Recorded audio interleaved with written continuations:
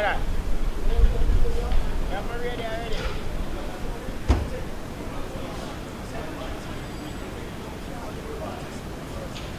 Listen. Don't shoot so well on us. Can you choose already?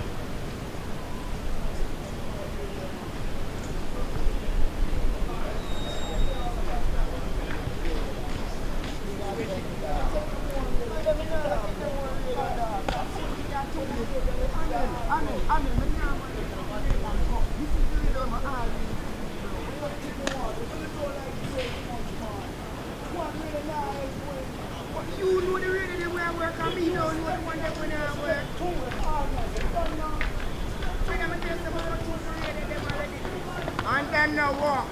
Then the outfit here when you come up. Some of them do it already and then they come up. Because you fix the battery. Because you fix the battery. And you're ready. If you know where I work from when I work, I'll check out the one when I work. And you fix it. Can you charge them? So, and you carry ready them to charge. You know where I work from when I work. And you're ready. I tried all of them this morning. I only decided to come up. A piece of shit. I'm not ready to shit.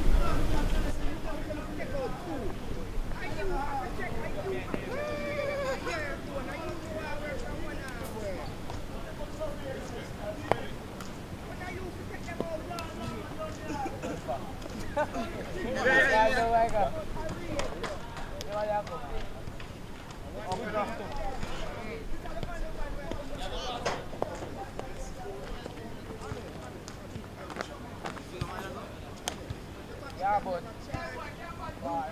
bro.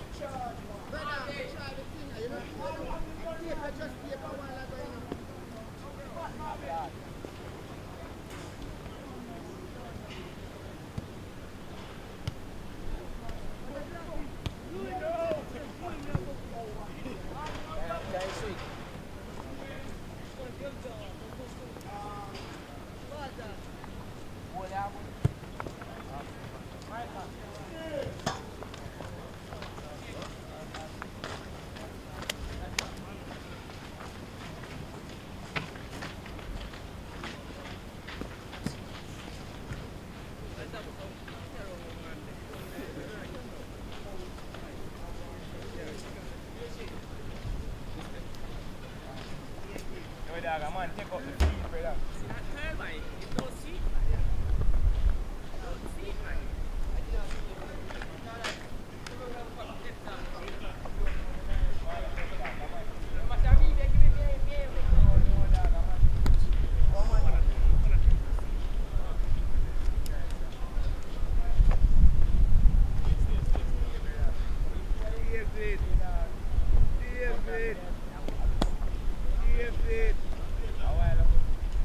Somebody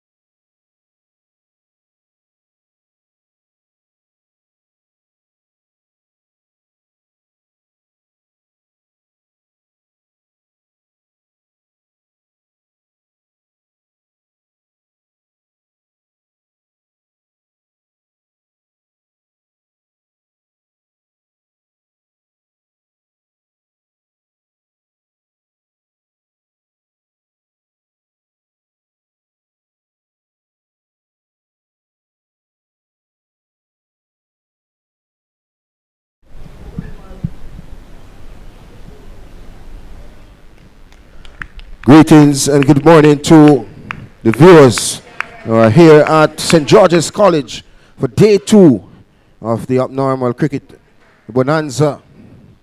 And the series is 1-0 courtesy of St. Catherine. High School is leading. And St. Catherine, they won the toss this morning and they have chosen to bat. Good morning, Mr. Pinnock. Good morning to the viewers at home. We see St. Catherine High, as mentioned previously, they have won the toss and they've decided to bat. Had a look at the surface earlier. Looks like one that will be in pristine condition, prime for batting. Looking forward to an exciting batting display from both teams. A good delivery here. Peck had a fantastic spell of bowling yesterday as well. Picked up 3 wickets very early. But what we have seen this morning is a beautiful sunshine. A gorgeous day for cricket. Definitely. This one is worked towards that square leg region, fielded by former under-15 youth player Gray, and there is no run. No run on the board so far. A sedate start so far.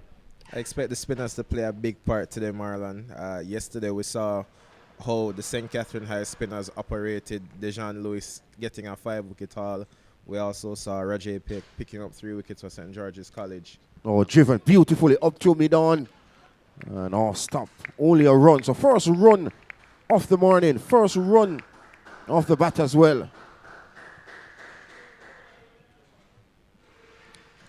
And brings Anthony Akins on strike. Got on a start yesterday, Akins. I think he got to 15 and then played a loose shot outside the off stump. But a player with a lot of potential. A lot of potential. Good manipulator of the ball. Not a power player by any means and really looks to hit the gaps.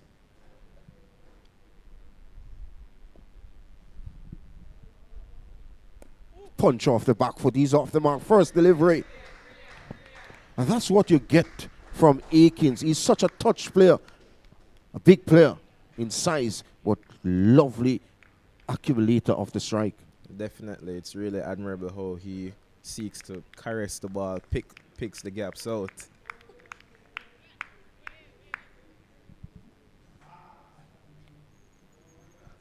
The total, by the way, goes up to 2 without loss.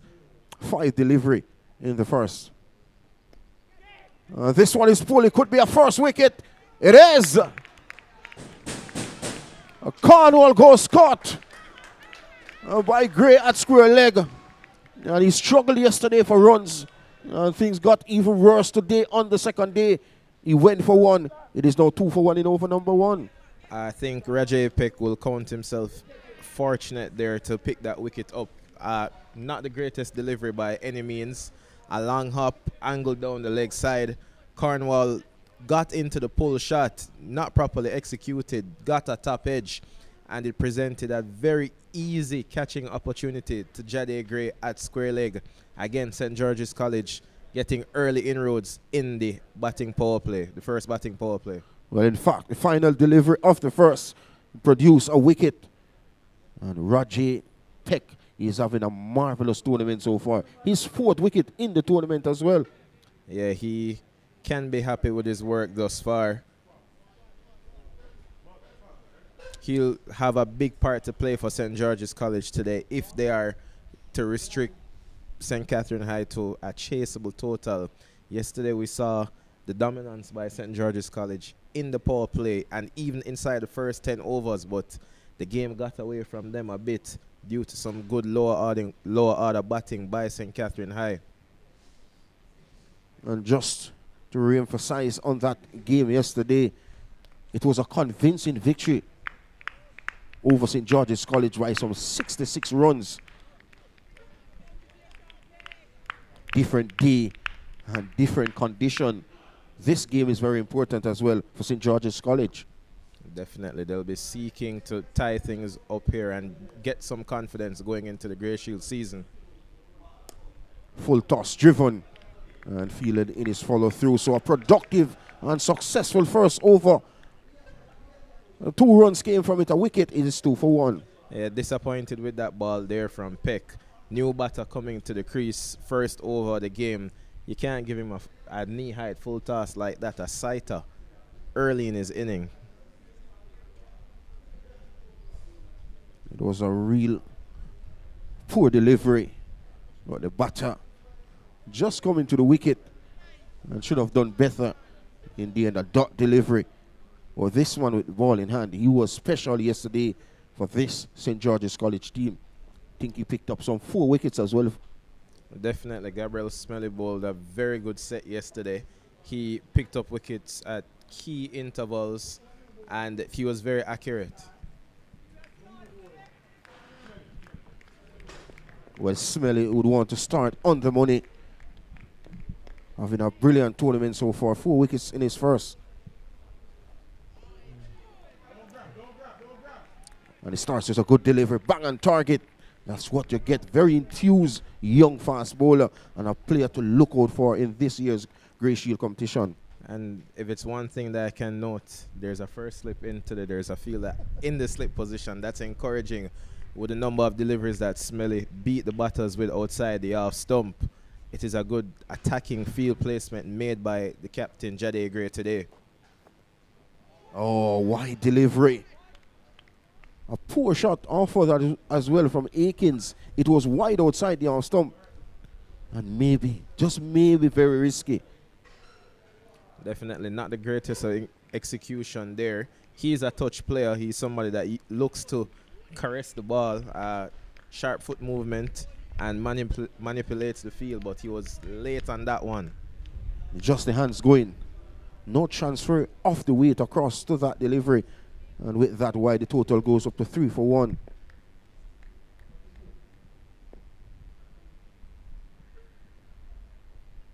And there you go, another wide delivery. Started with 2 wides in this spell so far. A bit of an indifferent start here for Smelly. This is not how he started yesterday. He will be hoping to hit his mark and adjust the radar. That was very wide, Hakeem. This one driven. And a misfield there. That cover region only for a run. That was a full delivery in the arc. Didn't got the timing he had wanted, but only a run as the total goes up to 5 for 1. Interestingly there, Marlon, we saw Aiken almost looking to overhit that ball. Generally on the back foot, he tries to caress it, use touch, use the pace of the deliveries, but on the front foot, he loses his shape, and he was dismissed in that fashion yesterday. Forbes getting ready to face his first delivery. A full toss. He beat everyone. Will it have the legs to get to the boundary? It does. The signal comes from umpire Williams.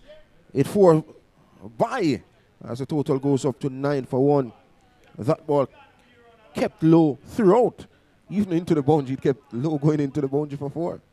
Not the greatest glove work there from wicketkeeper David Jones. He was outstanding yesterday in my estimation, but he hasn't had the greatest of starts thus far.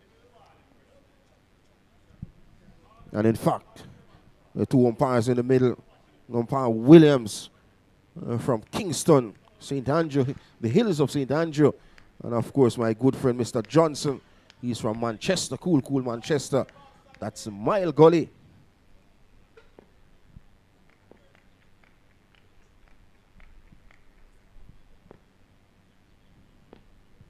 Smiley needs to settle down. A good delivery. Punch off the back foot out to that backward point region. Only for a run. Poor return to wicketkeeper Jones with another run. And Forbes is off the mark. It's encouraging to see Delano Forbes here batting at number 3 for the St. Catherine High team. He opened the bowling for them yesterday. Bowled a very decent set. Smooth run up. Nice outswingers. And here he is displaying his all-round ability. That shows the class and the confidence of the coach as well. Oh, another delivery, another wide, the 3rd of the over so far. Not the ideal start Smiley's looking for. Seems to be struggling to control the swing of the deliveries. Might be better suited to close the over out, bowling some cross-seam deliveries. It's good to see your good teammate here behind you as well, Nikolai McKenzie. As this one is steered out to backward point, another easy run. As the total goes up to 12 for 1. Nikolai McKenzie, so dominant in schoolboy cricket, now plays his cricket for Excelsior High School as well. Yeah, he will be someone looking forward to the start of the upcoming Grey Shield season. Should be a big year for him, and I'm looking out for exciting things, big things from Nikolai. Talking about Excelsior High School, they are the defending champions of this competition. Oh, lazy looking shot there by Delano Farms. Over number 2 comes to an end. It is 12 for 1.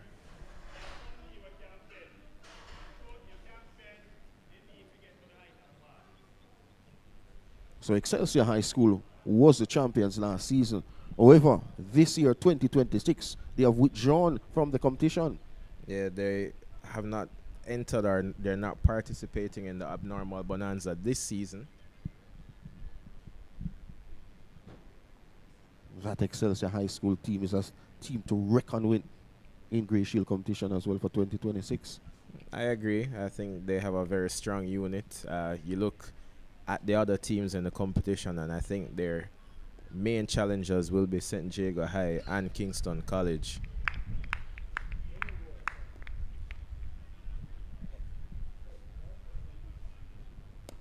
Punch off the back foot this time from Akins. Only to the fielder in that cover region. We look at the game yesterday. There was a lot of dot deliveries in the innings as well. Yeah, I was a bit disappointed in the number of dot deliveries that were faced. St. Catherine High, they scored a lot of boundaries, but St. George's College just struggled right throughout, hoping for a bit of a difference today. Well, a big heave there coming in from the big fellow Akins, and didn't connect. The wicketkeeper Jones didn't collect either. But you look at the innings yesterday in the power play for St. Catherine High School. I think they lost 4 wickets inside the power play. 3 went to this man with ball in hand, Peck.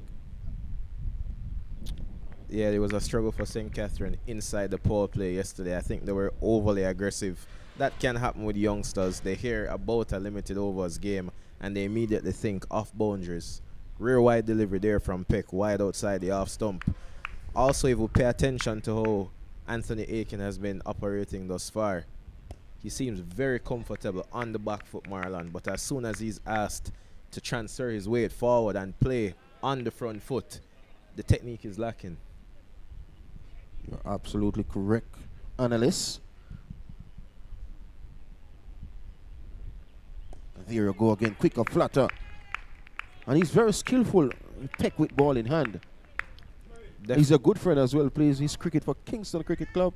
Yeah, he's been operating smartly here. A number of that deliveries, but St. George's College will need him to pick wickets up.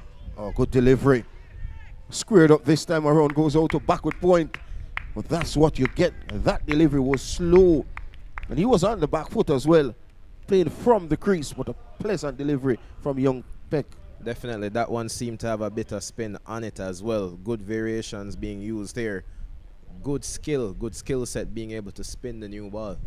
Only a wide from the over so far. Very impressive so far, Peck. And it will remain only a wide from the over. A fantastic second from Peck. Only a run. It is 13 for 1. Pressure being applied there from Peck at the road end here at Emmett Park. St. George's will be looking to restrict St. Catherine High today. We mentioned the game yesterday. They had a very good power play, picking up 4 wickets, but the St. Catherine High team, my correction, got away in the middle overs. Good lower order batting from the likes of Jordan Osborne and Dejan Lewis. I think 2 partnership in that innings took the game away from St. George's College. Yeah, the partnership between Jordan Osborne and Dejan Lewis was one of them. Also the partnership with Lennox Lawrence, the Manning Cup midfielder.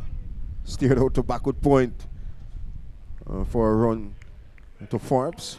And Forbes, you look at his bowling ability. Now, batting at number 3, it tells the old trademark of a youngster with great potential. I definitely agree. He's displaying good talent here. Immense confidence shown by his coach and captain, promoting him to number 3, and he would do well to restore their faith.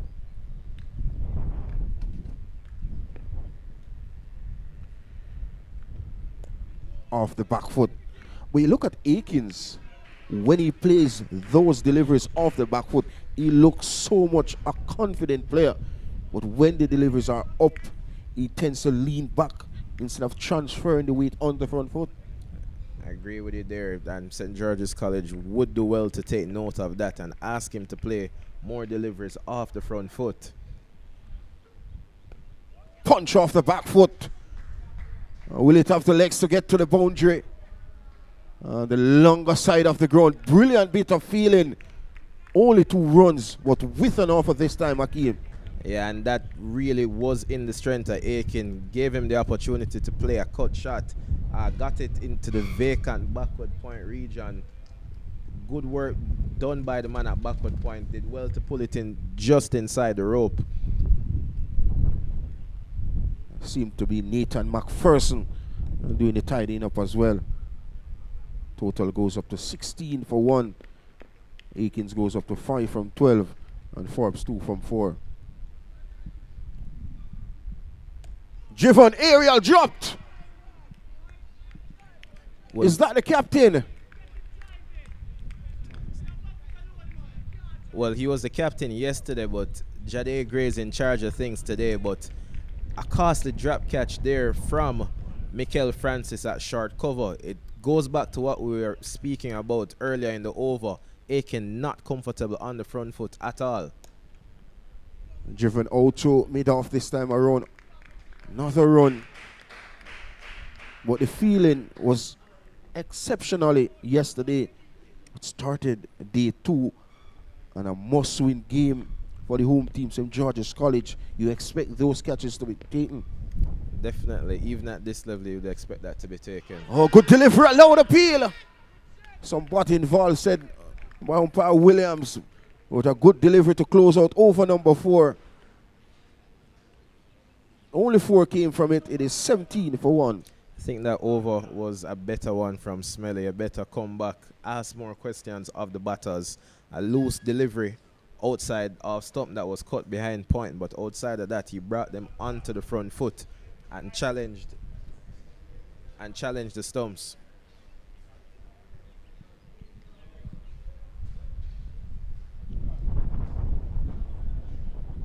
I think yesterday in the innings of St. Catherine High School, they managed to score 151 all out in 29.4 overs. And I think if they had batted the entire 35, it could be over that 200 mark. So time is the master as well. Definitely at this level, it's encouraging, or you'd encourage youngsters to bat their full allotment of over. So much time in the game. It's something that I always say, and I find players generally take it for granted. You look at a 35 overs game, over 200 deliveries, plus extra delivery as this one is driven out to that mid-off area. Another run to Akins. He goes up to 7 from 16 deliveries as the total goes up to 18 for 1. And here we see the wind picking up here at St. George's College. Strong wind from the southeast to the northwest of the ground. Will not help Peck with his arm ball from this end. Would probably be better suited operating from the northern end, the Wilson end.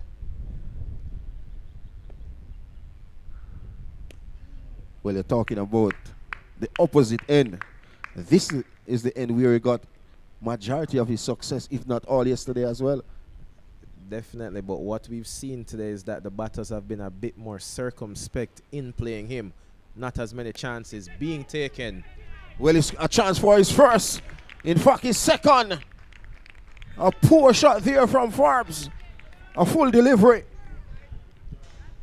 And he picked out the fielder at mid-off. And the disappointment for Forbes, he has to go, but credit again to Peck.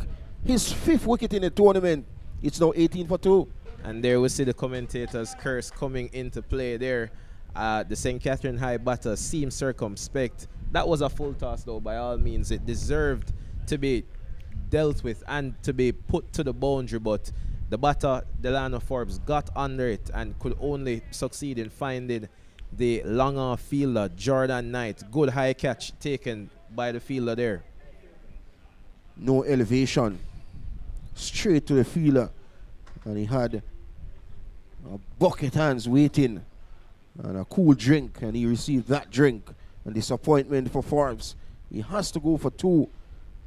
St. Catherine High School winning the toss, batting first in over number 5. They are 18 for 2. But here we see Marlon, St. Catherine High not having the greatest of power plays yet again. It's coming from the good work of Peck. He's bowled 2.5 overs thus far. He's only conceded 4 runs and he has 2 wickets. It brings the captain, Jaheim Freighter, former national under-15 representative, to the crease. He is the big player with the bat for St. Catherine High, and St. George's College need to tune in now. Well, he got 29 from 28 deliveries in that game yesterday as well, with 6 boundaries. I spoke to him after the game and he was a bit disappointed in his dismissal. He knows the role that he has to play for his team and he'll be seeking to make amends today. Well, good delivery on the money to start. And a good delivery, the final delivery of over number 5. A successful one, a wicket came from it. And a run, it is 18 for 2. Peck asking the right questions of these batters. He has been at the stump with almost every delivery. He's forcing them to play all the time and he's seeking to wear them down. You look at the bowling effort so far. Peck 3 overs, only 4 runs and 2 wickets. 15 dot deliveries. And you look like similarly 2 overs for 10 runs, 5 dot deliveries. So 20 dot deliveries in 30 deliveries. Yeah, the high percentage of dot balls there, at 66%. Sharp on the math there, but it hasn't been the greatest power play for St. Catherine High, as mentioned earlier. They would do well to rotate the strike a bit more. Oh, another good delivery. I think he got the bat down in time. Some inside edge onto pad. Well, these bowlers so far have been asking questions. You look at the percentage, as I mentioned, 66% of dot deliveries at the stage of the game. They still want to see batters looking to rotate the strike and capitalize on these bad deliveries. Definitely. We mentioned that Aiken is strong off the back foot. Well, that's a poor delivery. Very wide down the leg side. And they are back for a second. So it should be 3 wides. And Jones stood no chance, the wicketkeeper Jones. Very wide delivery. Where did that came from? Maybe Akeem Fraser can tell me where it came from. I really have no answer to that one, but it gave wicketkeeper David Jones no chance. Glove work has been tidy for the most part over the 2 days, but he had no chance with that delivery. 3 wides. 21 for 2. Good delivery. Force off the back foot out to that extra cover region. And there's no run. The score is kept on 21 for 2. But what a lovely breeze blowing across the commentary box as well. Overcast as well, Akeem. Yeah, lovely breeze coming across, and I'm hoping that it can push these dark rain clouds away. This one is pushed down to mid-on this time from Akins. He gets his 8th run on the 22nd for St. Catherine High School. A point that I was going to make earlier, Marlon, is that when you look at Anthony Aiken, very comfortable on the back foot, but I think a bit more can be done in terms of the rotation and strike. He gets onto the back foot so early and he has so much time, but he almost dead bats it sometimes, or he bangs it to the fielders. He would do well to play with softer hands and look to play probably a bit later in order to find the gaps. Perfect. And I think that's a coaching staff job as well. But you're such a good player who loves the game, plays at the highest level for Jamaica, the Jamaica Scorpions. So you're widely experienced. Oh, driven up to mid-off by the captain. Freighter yet to get off the mark from 2 deliveries. What a player who has played a Manning Cup as well for St. Catherine High School. Oh, so he's another multi-talented player. He is. And a national player as well. Would have played for Jamaica under 15 last season. He's a well-built young man, very athletic, and we saw it in his bowling effort. Really generated some pace, and while batting yesterday, he was striking the balls very well, so it gives a bit of an explanation. He has good and high coordination as well. Loves to be on the front foot.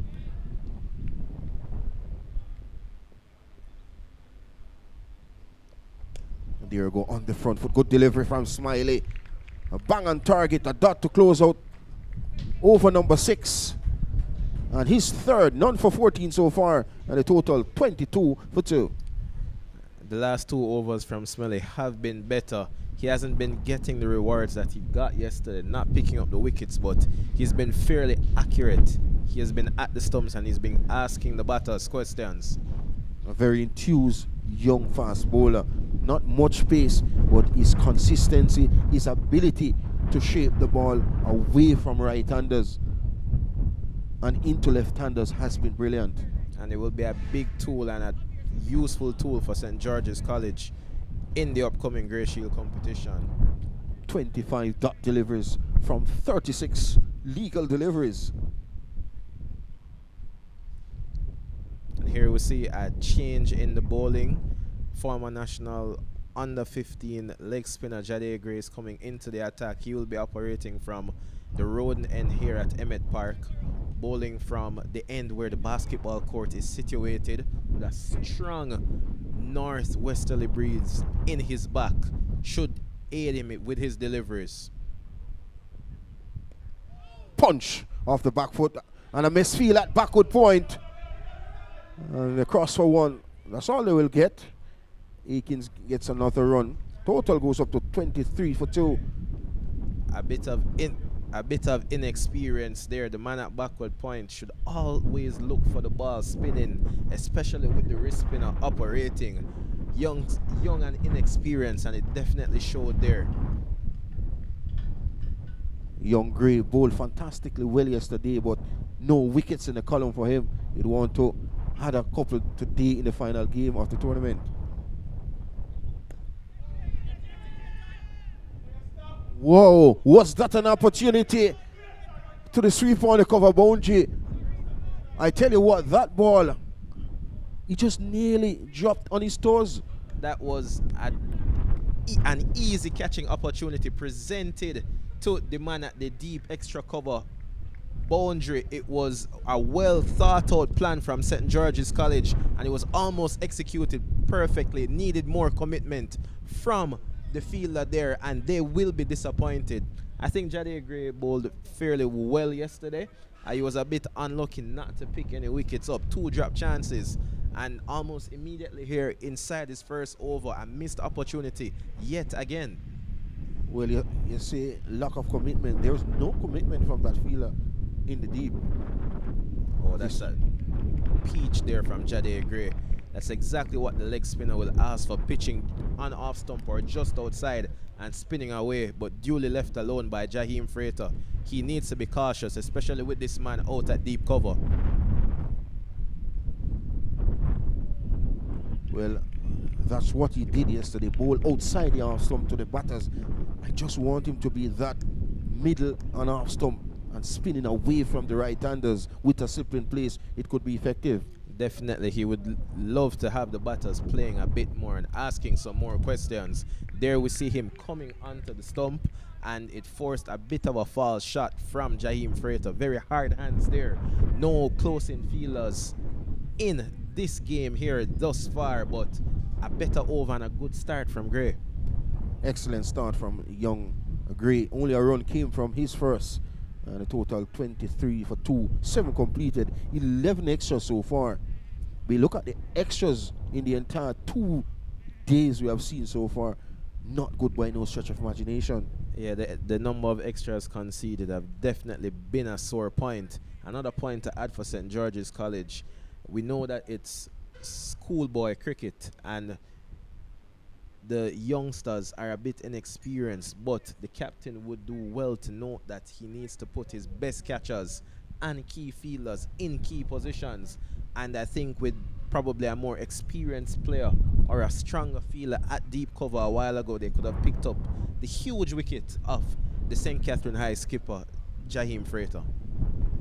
Well, he wasn't off the mark either. And still not off the mark. End of power play, and it's time for Miguel Francis. And he starts with a wide delivery. And he was also, I think he was a captain in that first game on Saturday. And a player who has some experience as well, would have played Senior Cup cricket for Kingston and St. Andrew in JCS competitions. And back of a length. And he's so comfortable, Akins, on the back foot.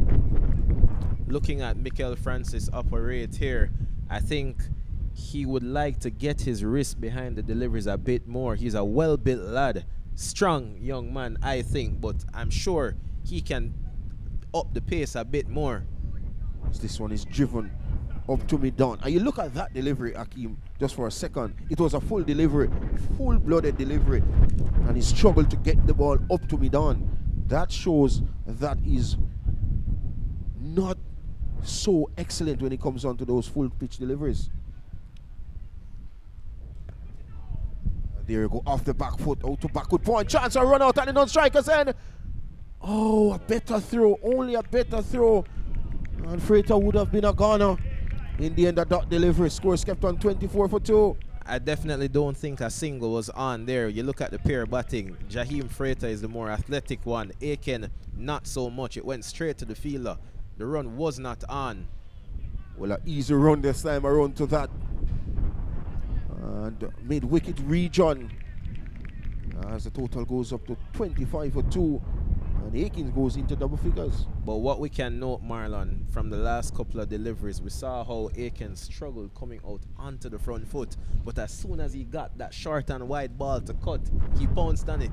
He would have been disappointed to hit it straight to the man at backward point, but that definitely is the area that he favors. And punch off the back foot from Freighter. His first scoring shot. And guess what? It's a boundary. A poor delivery from Francis, short with an offered. And the steady right-hander gets his first one and his first boundary as well, as the total goes up to 29 for 2. As I mentioned yesterday, and we're seeing it here today, Jaheim Freighter looks a player of class. He looks a touch above the players that he's out there competing with, but it counts for nothing if he cannot convert it into big performances and big scores. He knows that, and he'll be seeking to make amends today. Oh, good comeback. Excellent delivery from Francis. A chance to appeal for a run out. It's all happening. It was a big booming drive from Freighter. Beaten outside the off stump. Dragged the foot. And the wicketkeeper Jones looking a run out. The umpire, not interested. Umpire Johnson, the man from Cool Manchester, has it stand. It is 29 for 2. And Jaheim Freighter almost had a Johnny Bairstow moment there.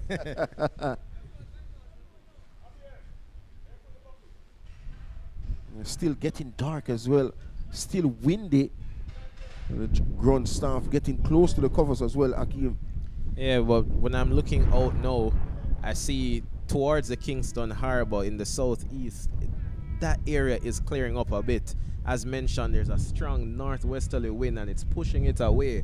And we'll hope that the wind stays like this for the next 20 to 30 minutes to keep these rain clouds away from us. I definitely would want that to happen.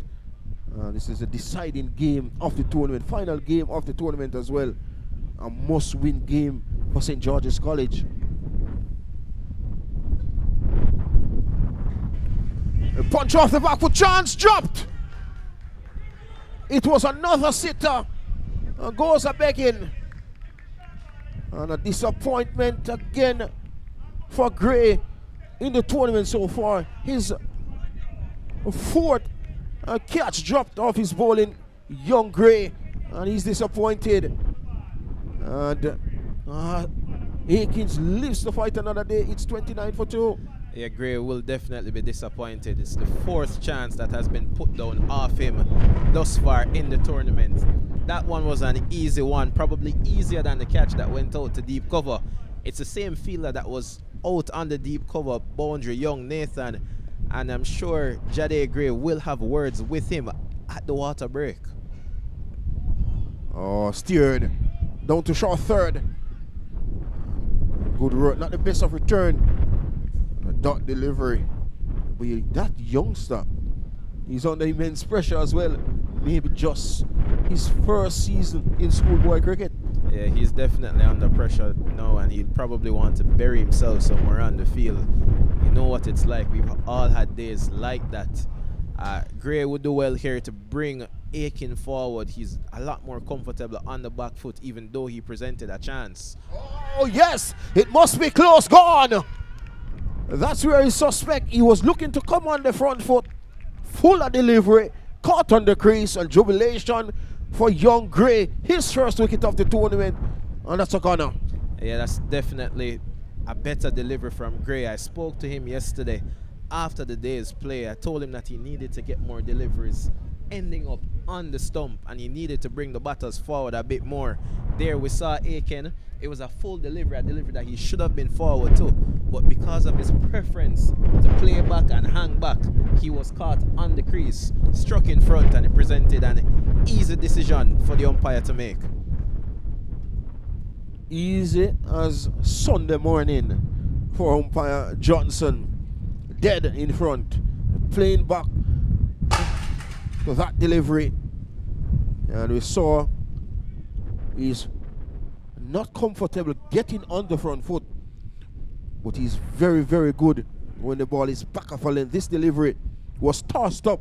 He was on the back foot and trapped him dead in front. But congratulations to Gray. He has managed to keep things under control into his second over, 1 for 1. And he has overcome the disappointment, and I think that's mature from him. 2 chances put down in his fairly short spell thus far, but he hasn't dropped his head. He's kept the pressure on, bowled good deliveries. He's bowled 10 deliveries thus far, and he's only conceded 1 run. So I think this has been good execution from him.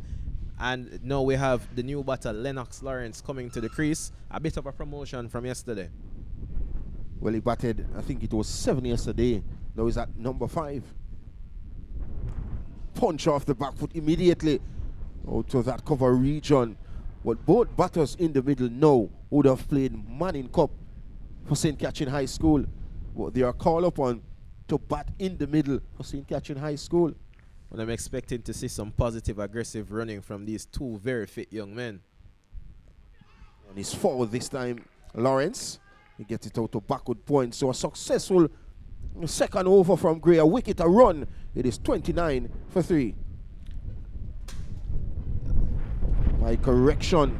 It's a wicket maiden from Gray. Fantastic from the leg spinner. Very good execution. Very happy with how he has operated thus far today. Asking a lot more questions. Creating chances, wicket-taking chances for his team. They've let him down a bit in the outfield, but he took matters into his own hands and struck the batter on the back foot, on his pads. Sometimes that's just how you have to do it. And some result in the English Premier League. It's 0-0 between Wolves and, is that Newcastle? It is. 84 minutes gone in that game. And Francis will continue. 6 games from his first. Oh, driven beautifully. And brilliant bit of feeling. Great commitment at mid-off. That's a commitment you want to see from youngsters looking to reach to the top. Definitely, he surely saved 4 runs there. It was great effort, great commitment. And great timing as well from Freighter. That was a very good cricketing shot from young Jaheim Freighter. This one is dragged towards the onside, out to that mid-on area. And Lennox Lawrence is off the mark as well. He goes up to 1 from 3. Brings the captain back in strike. 5 from 12. 1 boundary. 31 for 3. As mentioned yesterday, Marlon, Lennox Lawrence has long levers. He looks a bit ungainly, but he can get the job done. Another poor delivery this time from Francis. So the total goes up to 32 with that wide from Francis. Francis seems to be struggling a bit operating from this Wilson end here. The northern end, there's a strong cross breeze and it's pushing the deliveries down the leg side. He probably needs to start them at the 4th or 5th stump outside off stump and have that wind do its work and bring them back towards the stump. This one is outside the off stump. Fair delivery. But the wind is even pushing the commentators back in the dugout as well. It's very, very humid here at St. George's College. Very windy. Yeah, the technical team is struggling to keep all their equipment in place. Driven off the up this time from Freighter out to that cover region. The strong breeze, a dark cloud as well, and to our left. And some white clouds up above as well. The run rate so far. Driven aerial through that cover region. More work for the fielder. And another boundary. Beautiful timing from Jaheim Freighter. His second boundary. He goes up to 10. The total goes up to 38 for 3. That was a shot of class there from Jaheim Freighter, but I think St. George's College are being overly aggressive here. It's outside the power play. They have the option of using 4 fielders on the boundary. Only 2 on them at the moment, and some sweepers would help them at this stage, especially with Jaheim Freighter being such a dominant player and the big batsman for St. Catherine High. Some protection is needed for these bowlers. Not the best of spells so far from Smiley, who picked up some 4 wickets yesterday. So far, 2 overs, none for 15.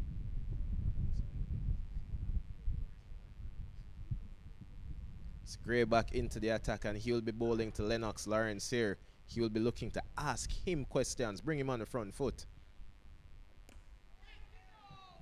This one is punched down to mid-off this time around by Lawrence. He gets another run. And then what I'll say, Marlon, is that it's a bit of a contrast between Lennox Lawrence and Anthony Aiken that was here previously. Lawrence, a taller player, long strides. He prefers getting forward, whereas Aiken preferred going onto the back foot. Not a good delivery from young Gray, but I still think he needs to be on that middle and off stump, forcing the batter to come on the front foot with a slip in place.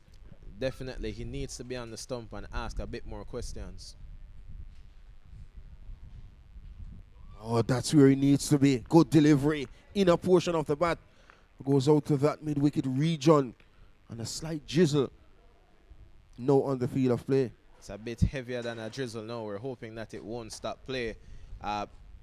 Phases like this usually break the concentration of batters, and St. George's College will be hoping to pry a wicket away quickly before the umpires call them off. This one is punched off the back foot out to the sweeper on the cover boundary. That's Francis. Another run. Takes a total into the 40s with that single. In fact, 40 for 3 in over number 11. It's also bringing a wet ball into play, a slippery ball, a bit difficult for spinners to operate with, especially a wrist spinner. Hopefully Gray can maintain his control. And he does a flighted delivery. When you look at Lennox Lawrence, his reach, it's a long reach. He reminds me of my good friend Paul Harris of Kingston Cricket Club. The only difference, he's a left-hander.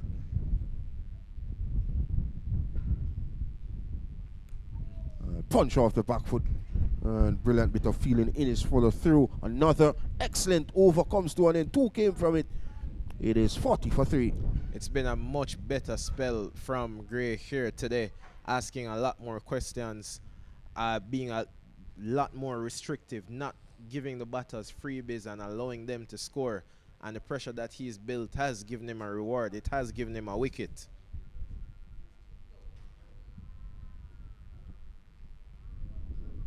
Well, the reason why he didn't pick up some wickets yesterday as well is that he was bowling outside the off stump, not attacking the batsman, not bowling wicket to wicket. And so far in the second game, a crucial game of the tournament, is a different Gray.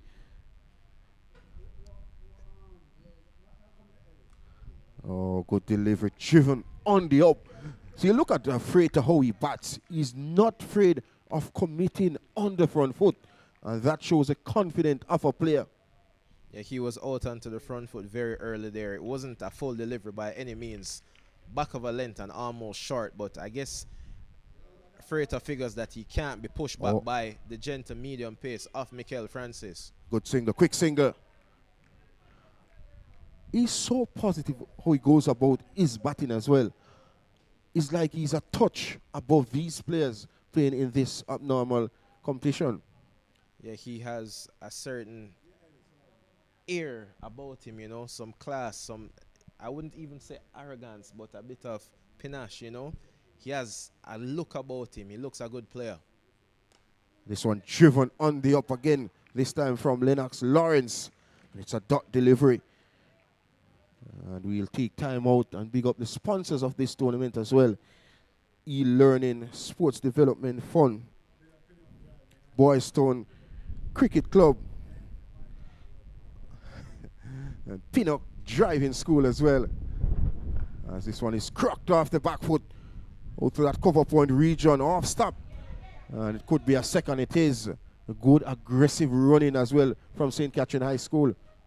You'd expect that from this partnership. I think this pair here, they're probably the two most athletic players on the team, two multi-talented, multifaceted cricketers and footballers as well. So fitter players, and I expect them to run aggressively and positively. This one is punched off, stop out to mid-off again, another single. So the difference, as I mentioned, Akeem, the running between the wickets, these two in the middle have been brilliant. We saw them jogging between the wickets yesterday, but it's a more committed on this occasion on the second day. Yeah, they're showing a lot more intent here today. Yesterday they had a greater flurry of boundaries, I would say. Today the scoring has been dominated by the singles and the rotation of strike, and they're showing good intent here. They're still scoring at almost 4 runs and over without hitting those boundaries.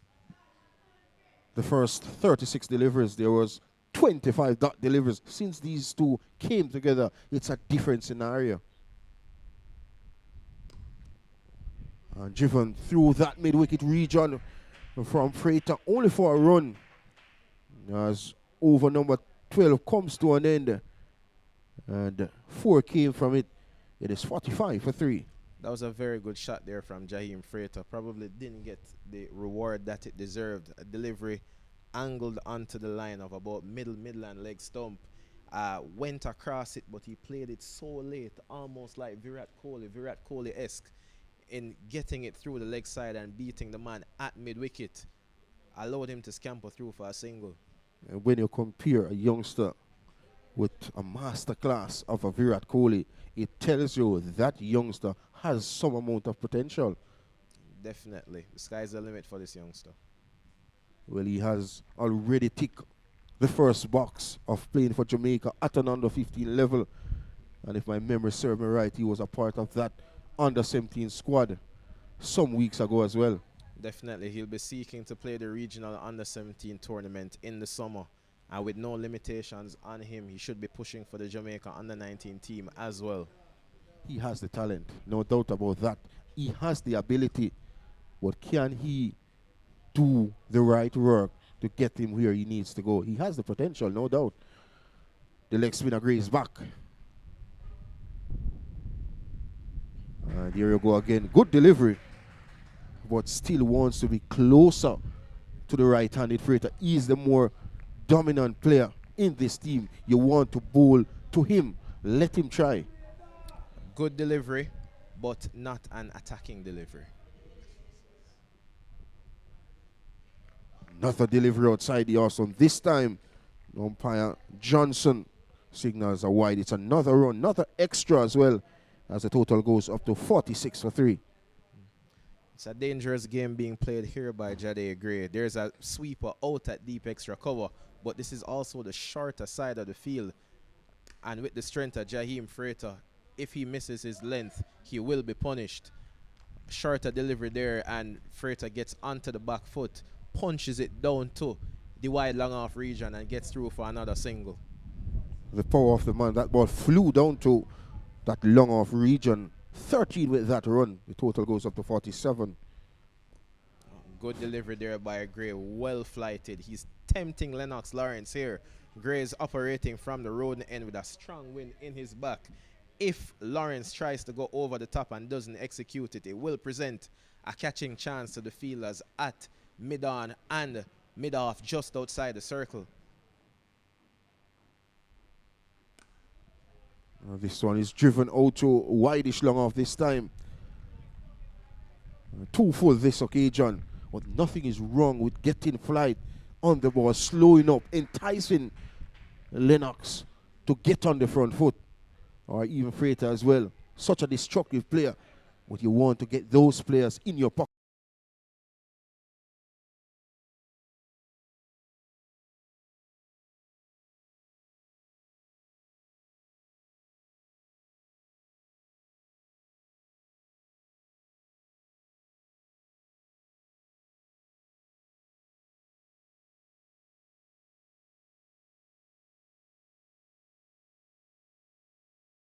No, a sitter 3 inside 15 overs, not good.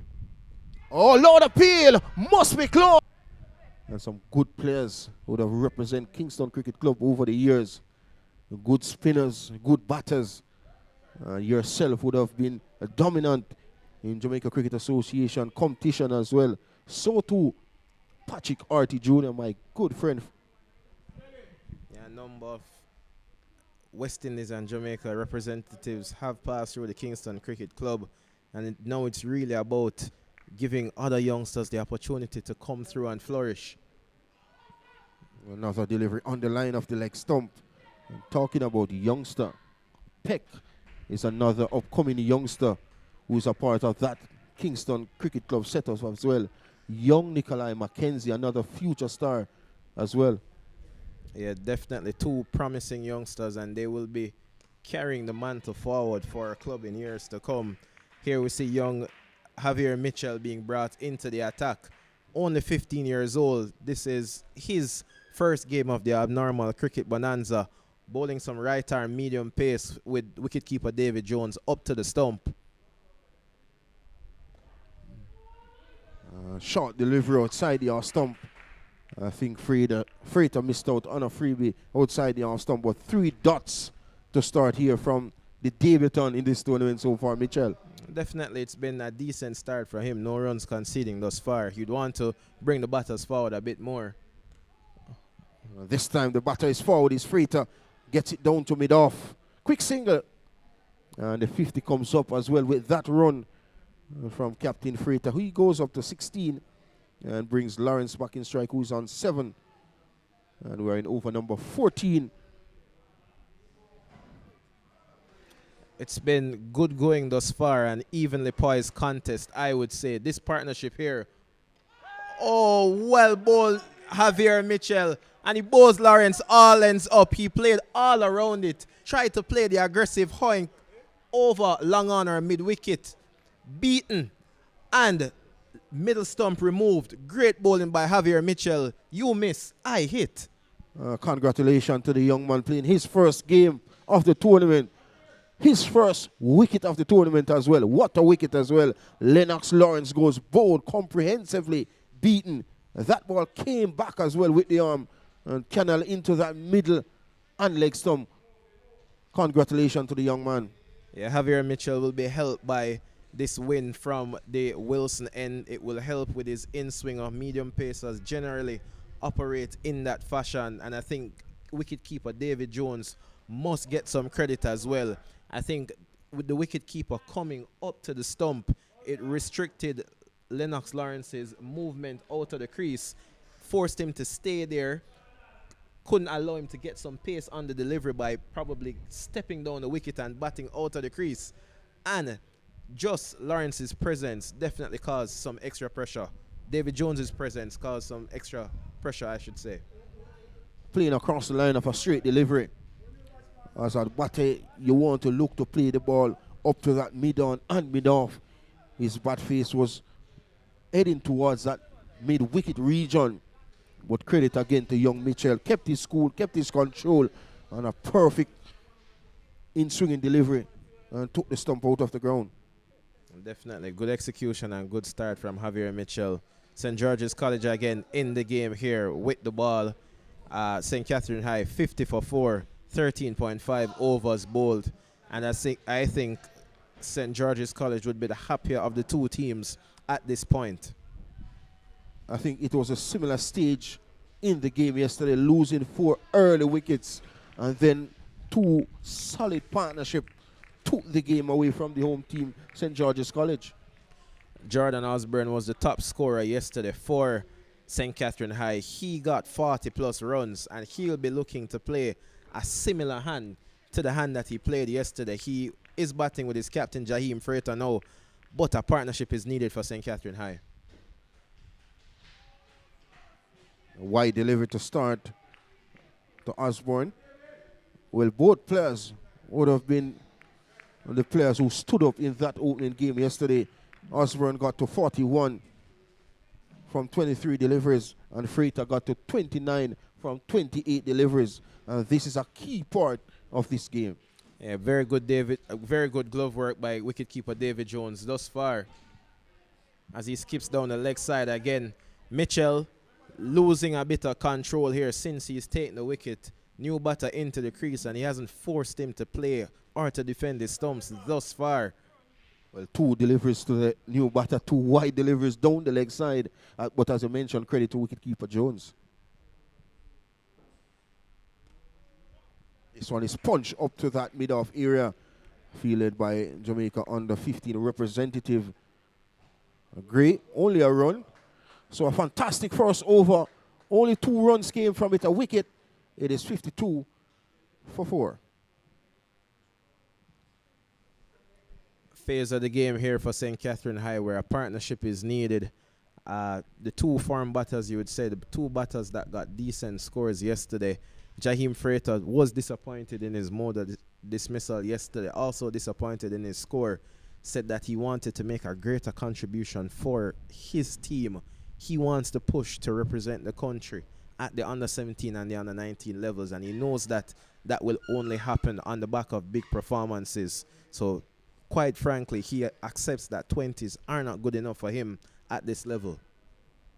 15 extras so far and 14 overs completed. And we have a new bowler coming into the attack. Young McPherson will be operating from the Roden end. Not having one of the best days in the field so far. Put down 2 sitters this morning.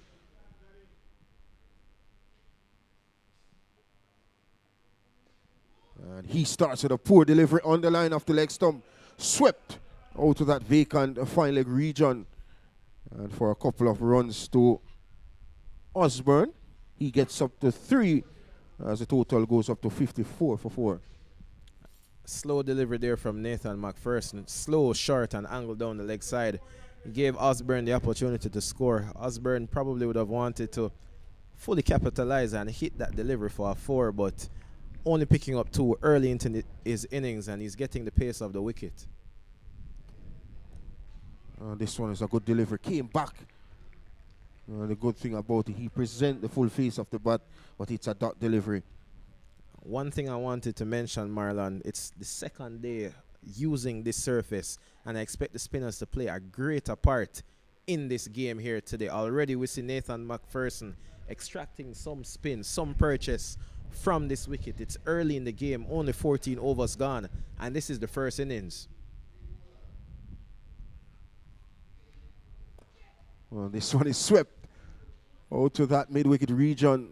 I think that's where he got some 6 boundaries in the opening game yesterday, Osborne. But I still would want to see the captain of St. George's attacking with a slip in place. Definitely. The sweep shot is definitely Jordan Osborne's shot of choice. It's his pet shot, his favorite shot. He favors the mid-wicket boundary. And it's a good shot to play to the off spinner once the ball is off the stump, in my opinion. Not the best shot this time around from Captain Freighter. Just a flick. That's a nothing shot. Not the best shot to play as well. But ask him some questions in his first, Nathan McPherson. It's definitely been a good start from him. I'm encouraged by the amount of spin he is generating. A lot of purchase, and if he starts the deliveries on off stump or just outside, he will have some success in the wicket column. There we go, another good delivery. This is a brilliant first over delivered by McPherson. A run came from it. It is 54 for 4.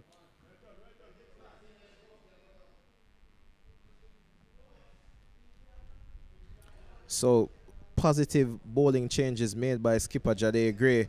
The 2 changes, Nathan McPherson and Javier Mitchell, have started well in their spells. Mitchell got some success here from the northern end at Emmett Park, the Wilson end, and he'll be seeking to do more of the same. He is bowling to Jordan Osborne, top scorer from yesterday's game, and St. George's College need to tune in at this crucial phase, this crucial period of this St. Catherine High innings. Well, his strong point is at mid-wicket, and there's a feeler deep on the onside. Poor delivery this time. Handling down the leg side, and yet again, good work from the wicket-keeper. It's good work from wicket-keeper David Jones up to the stump. There are a couple of adjustments that Mitchell could seek to make. He could seek to go a bit wider on the crease, I think, and have those deliveries angled more at the middle and off stump. This one is caressed. Brilliant stop. Brilliant feeling by the captain, leading from the front. That's Young Gray, only a run, but that ball was hit with some amount of power.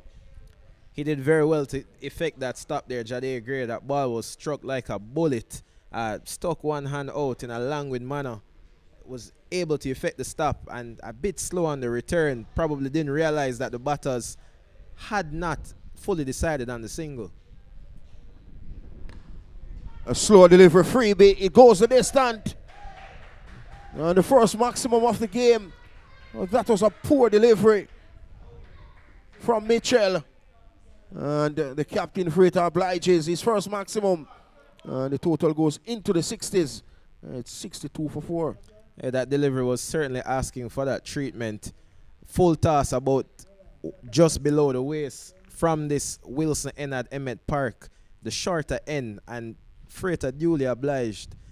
Gave it a pull shot into the Emmett Park pavilion. 6 runs to his total and St. Catherine High's total.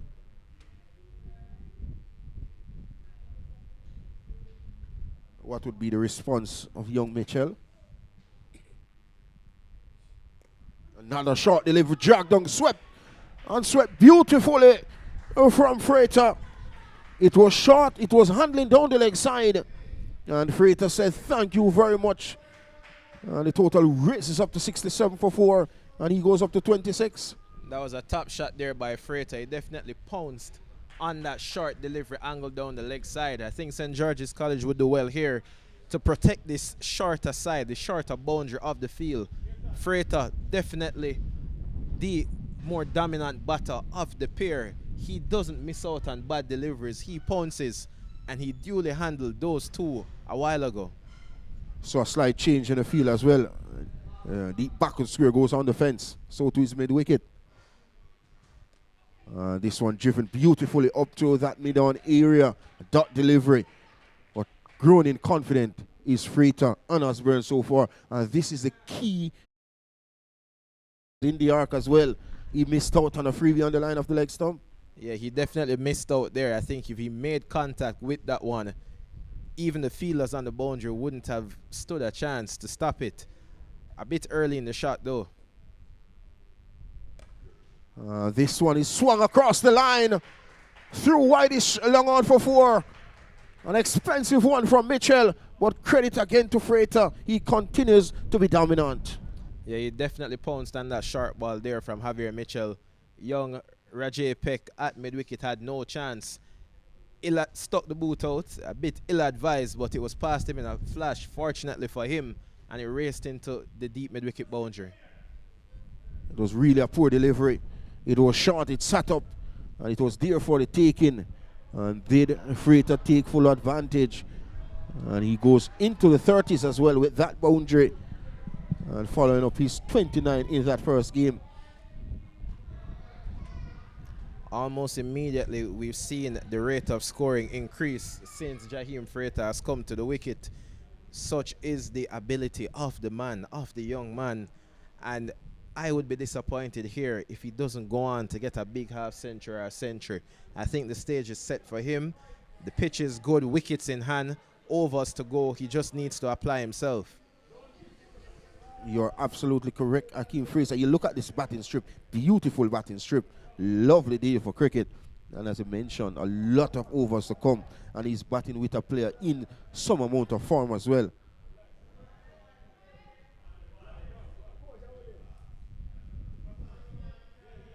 And McPherson to continue. And poor delivery. And just dropping short of that field at mid-wicket. He does well. And limits the batters to a run. What we have seen on many occasions, poor deliveries provides big wickets. That was close to another. It's only a run. The man at deep mid-wicket did very well to effect that stop. I thought the ball would have bounced over his head when he didn't get to it, but he jumped athletically and put a hand to it. Sweetie caressed it off the back foot out to the sweeper. Undercover boundary. This is high-class batting capabilities from this young man. The ability to commit on the front foot. The ability to adjust and punch the ball off the back foot. He has been elegant throughout this game so far. And what I would note there, Marlon, is how quickly he was onto the back foot and punching that ball. There's a stat that I like to pay attention to on Cricinfo, and it speaks about the number of deliveries in which the batters are in control. And young Jaheim Freighter was fully in control a while ago playing that back foot punch. Jordan Osborne looking fantastic form as well. And this partnership key. A good delivery from young Nathan McPherson.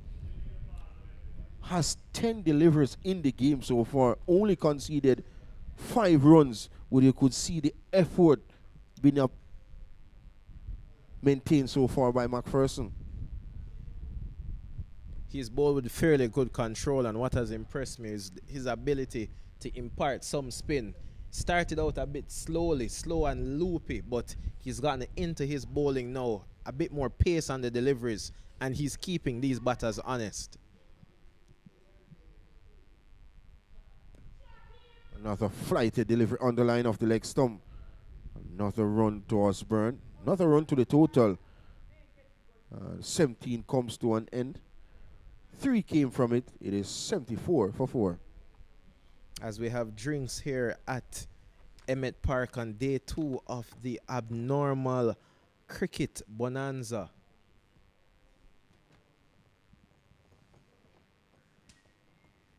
And to mention the sponsors of this wonderful event, the second year of this event, we have e-learning, Sports Development Fund, Parry Jamaica, Boyston Cricket Club, Anthony and Sons Funeral Home, and of course Pinox Driving School as well. And it's drinks on day 2 of the abnormal cricket bonanza.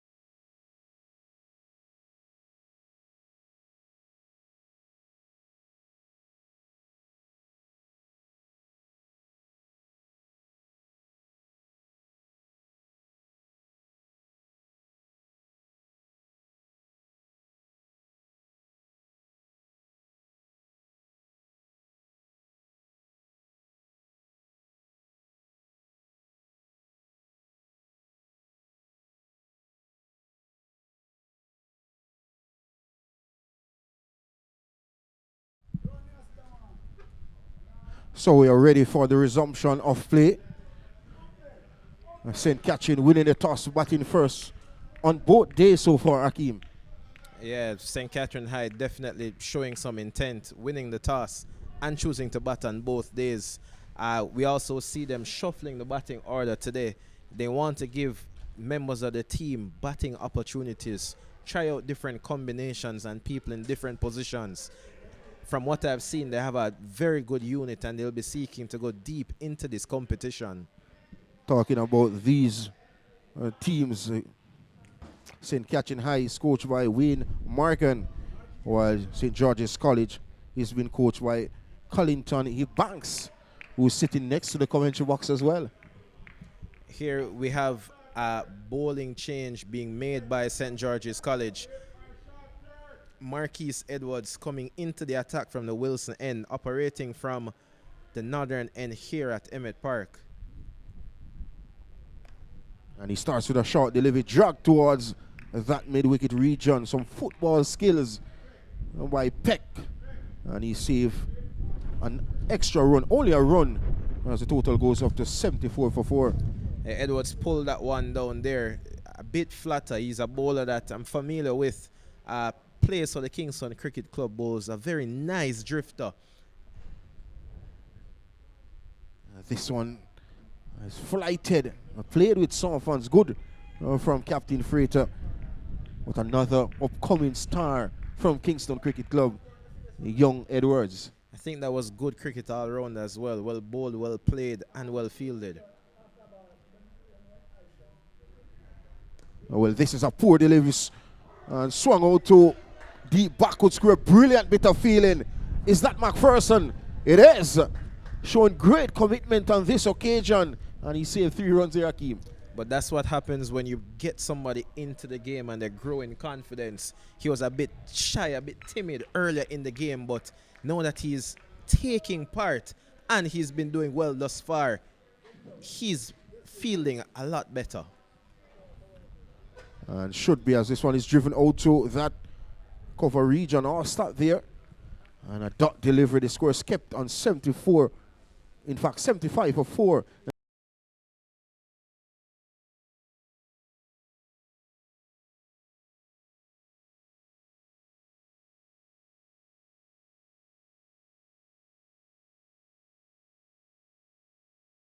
Well ball delivery there by Marquise Edwards, getting into his work now. A bit flatter, as I said, not a big spin of the ball. He drifts it, good guile, and he beats Jordan Osborne outside the off stump there. A bit lazy there was Osborne, getting beaten outside the off stump. But credit again to Edwards. He's looking wickets. He's looking to take wickets, and that's the order of the day for St. George's College, who's behind the 8 ball so far. Oh, well bowled again there by Marquise Edwards. Beats Jordan Osborne again outside the off stump. Osborne played for spin, but there was none on offer. As I mentioned earlier, I gave the secret away. Edwards does not spin the ball. He drifts it, gets it to move with the wind, with the shiny side, and away from the right-handed batters. 18 completed. Only 2 came from that first from Edwards. And the total 75 for 4. What a steady start here from young Edwards. Not trying to spin the ball. Just trying to be wicket to wicket just on about that 4th stump area, forcing the batters on the front foot. But these two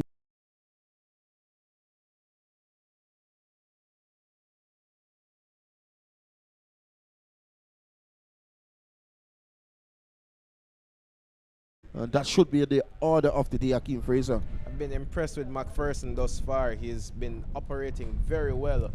Good flight and good spin on offer. Asking questions of the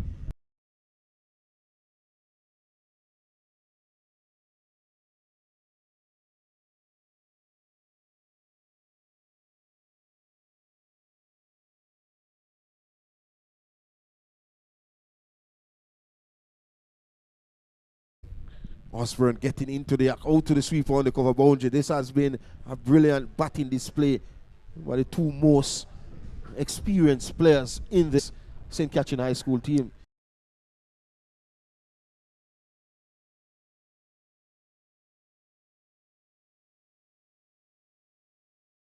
Shots off the front foot, but the back foot game is usually lacking. Well, this one is off the back foot. Just a bounce inside the ropes. A 4-run to result, but the power of the man presents ropes. A 4-run to result, but the power of the man presents another boundary. It was short.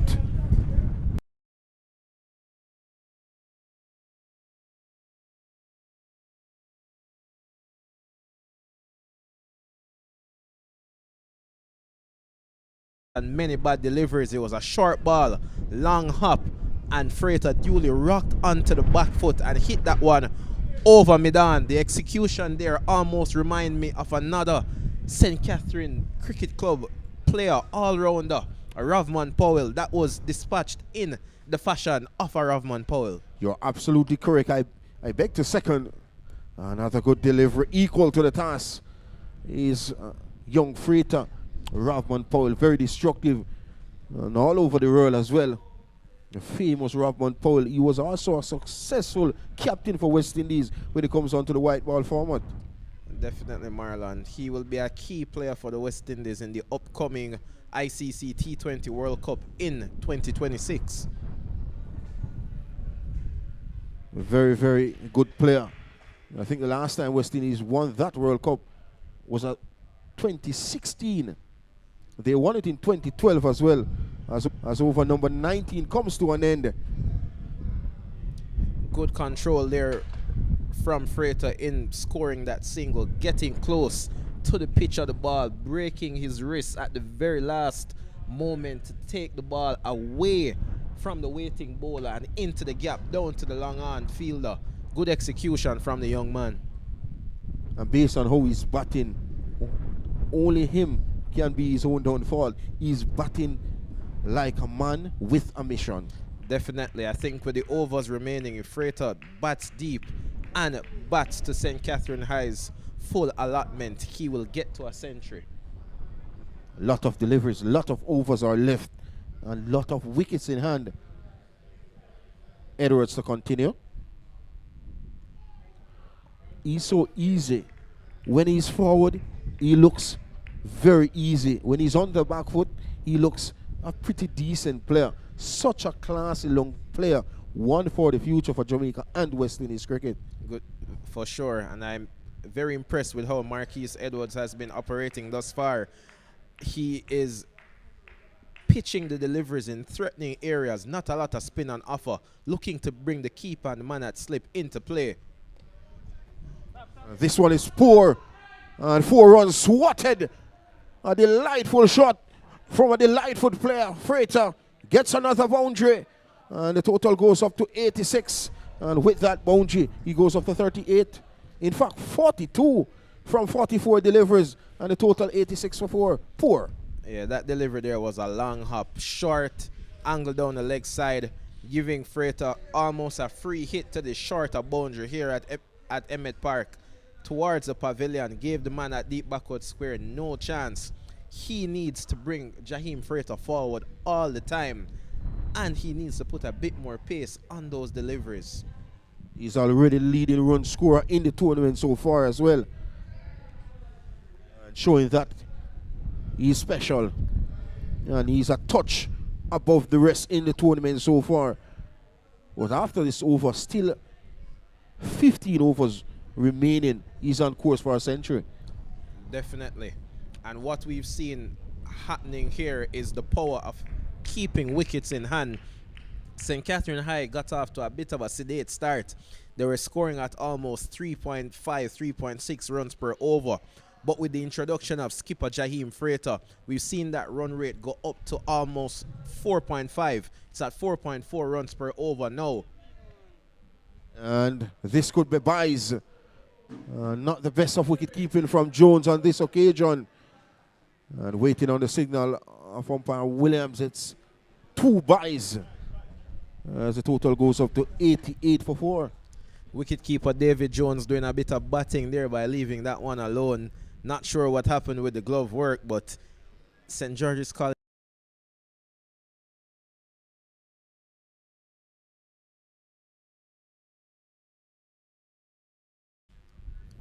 Very, very serious stage of the game. Akeem Fraser. 88 for 4. This is over number 20.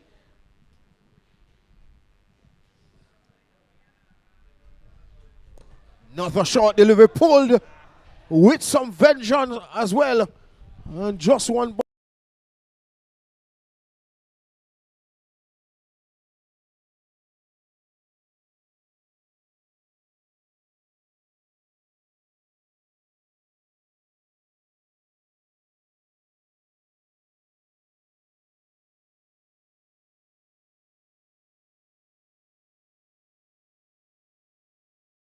The ball from. I think he would be better suited operating from the Roden end with the bigger boundary to the leg side, but also the strong crosswind blowing to the northwest and helping his drifter. He's under pressure here now because of the dimensions of the field, I feel. And this one is clipped towards that mid-wicket region. Another run. 11 came from this, the 20th over. It is 93 for 4.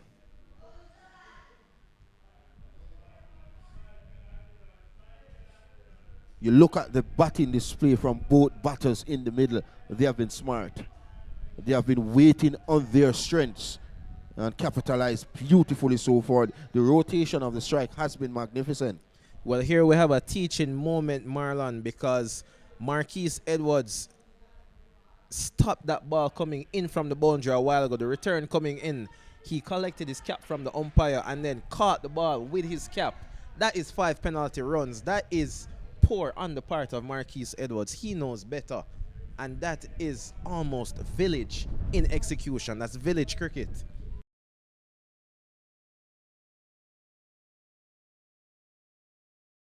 Must be addressed, in my opinion.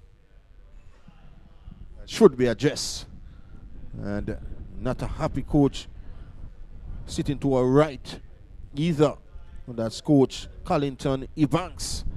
And 5 penalty runs awarded to St. Catherine High School. As if the scoring wasn't easy enough for the St. Catherine High School team. They were just gifted another 5 runs. Here we see Jade Gray coming back into the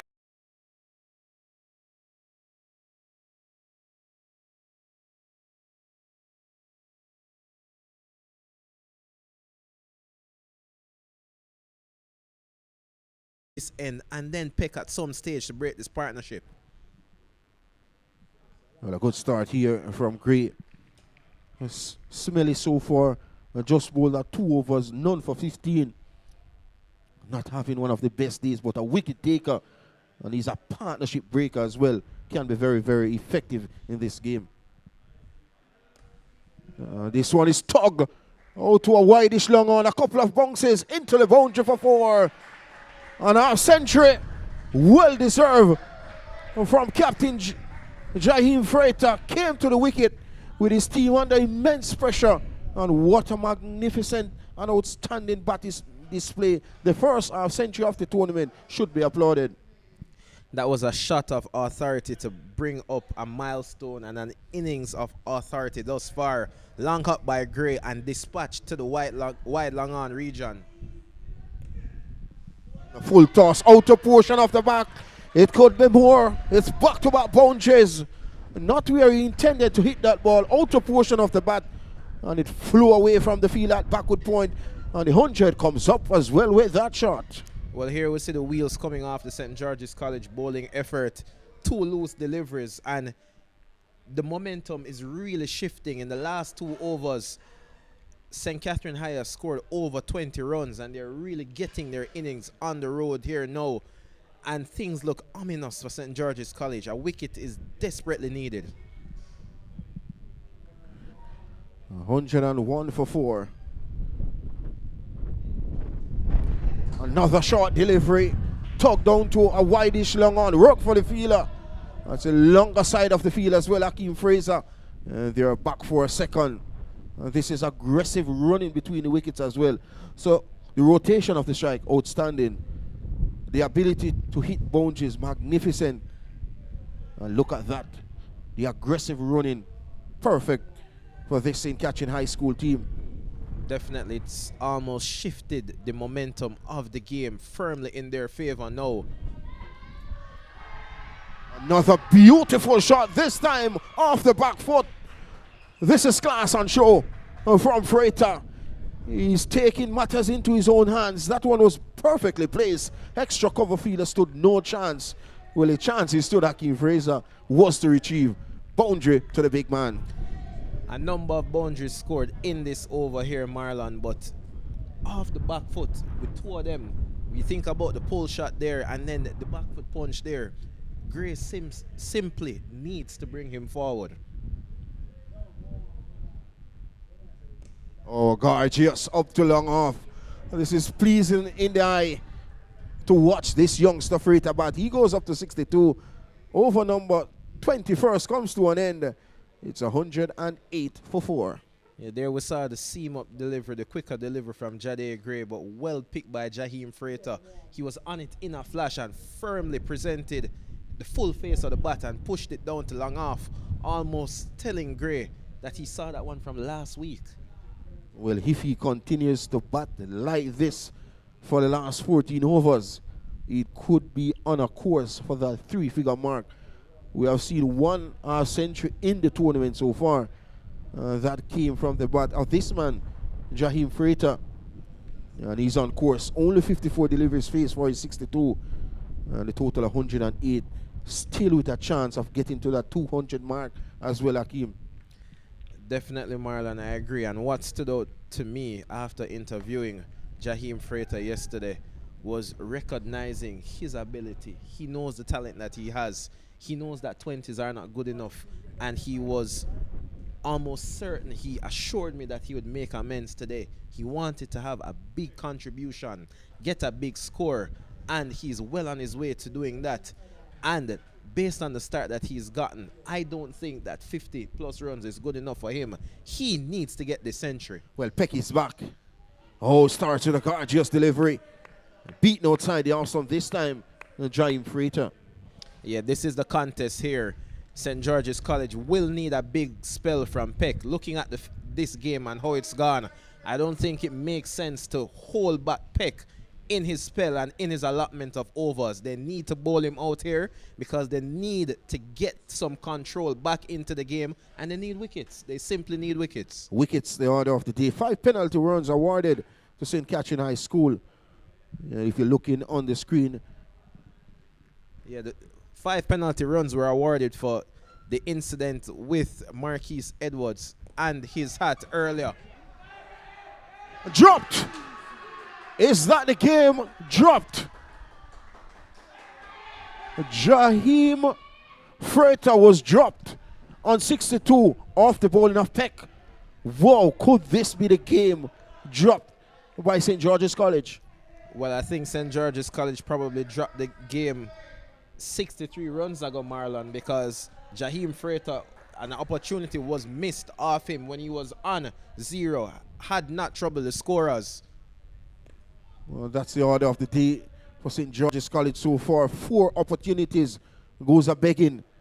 And 2 of those opportunities was Jaheim Freighter on naught and no on 62. That wicket, that catch needed to be that catch had to be taken a while ago. St. George's College needed a momentum shift.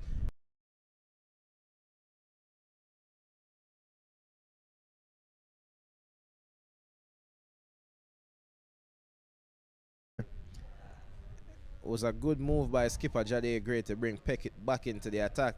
He created the opportunity, but it was just not taken. This one driven beautifully. A shot of authority from the captain, Freighter. And he gets another boundary.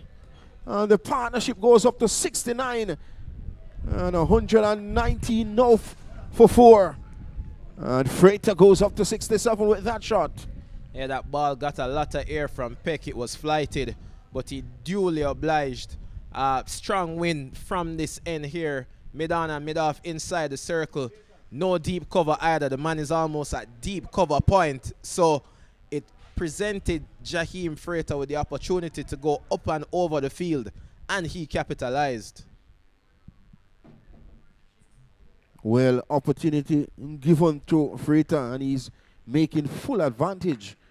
Look at that for a shot. A shot of a player in some amount of form. Oh, could be another. Is that a missed stump, Hakeem Fraser? That was a missed opportunity there by David Jones. 2 chances created in this over by Rajay Peck. Jaheim Frater walked past that one. He thought he got bat onto it and guided it into the offside. Made no contact.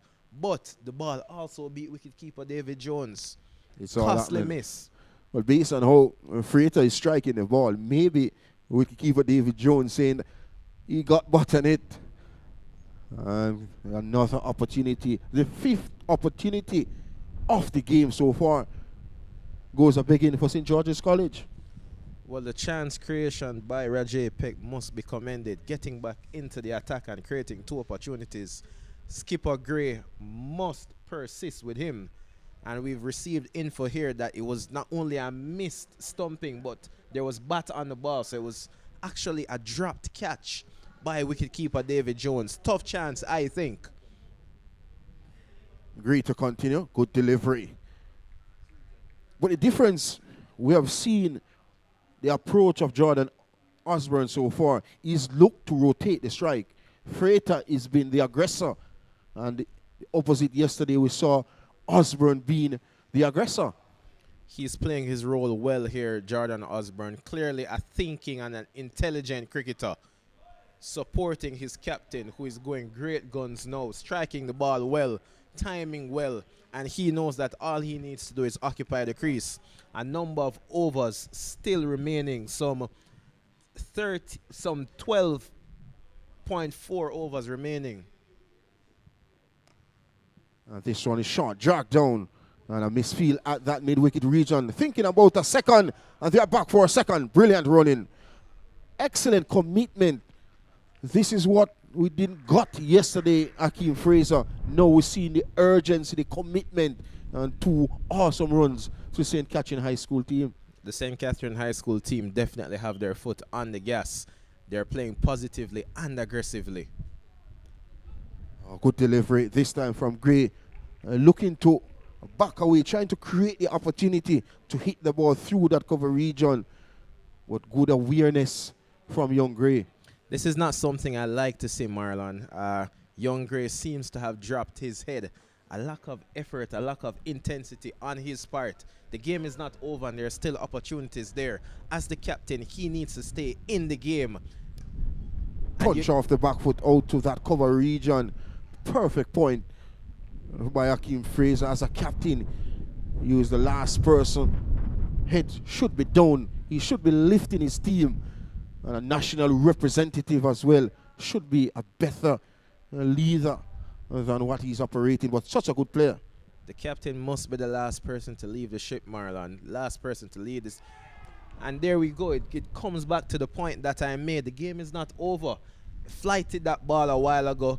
Osborne went into that sweep shot that he has preferred over the last 2 days. Missed it and got out bowled. But St. George's College are still in this game with wickets. And their captain, Jade Gray, picked up another. Osborne out, clean bowled. The final delivery of the 23rd over. A poor shot from Jordan Osborne. Look at the replay. Hitting across a full delivery straight on the line of the middle stump. And jubilation for young Gray. His second. And a poor judge shot by a player in some amount of form. He goes for 11, Osborne. It is now 1-2-1 for 5.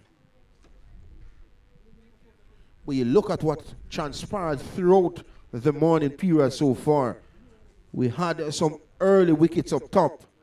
And then this partnership was building. It was really building, reaped over some 60-odd runs. And then this shot came from nowhere from Jordan Osborne. And another wicket to Captain Gray. His second. He has figures of 2 for 24 from 6. An uncharacteristic rush of blood there from Jordan Osborne.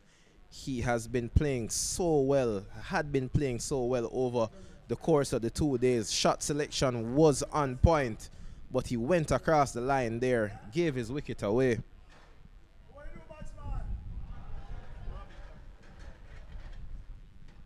Still some 12 overs remaining. And the run rate so far has been brilliant. Over 5 runs and over.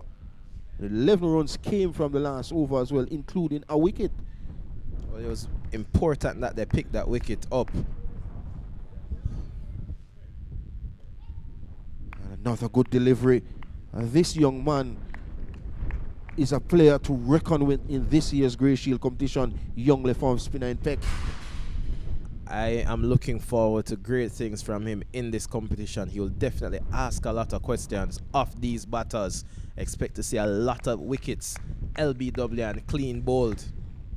As the new batter is Marvin Johnson.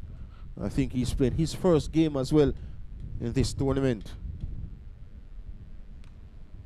This one goes over that mid-off region and just a bounce into the boundary for 4. And Freighter continues his aggressive mood.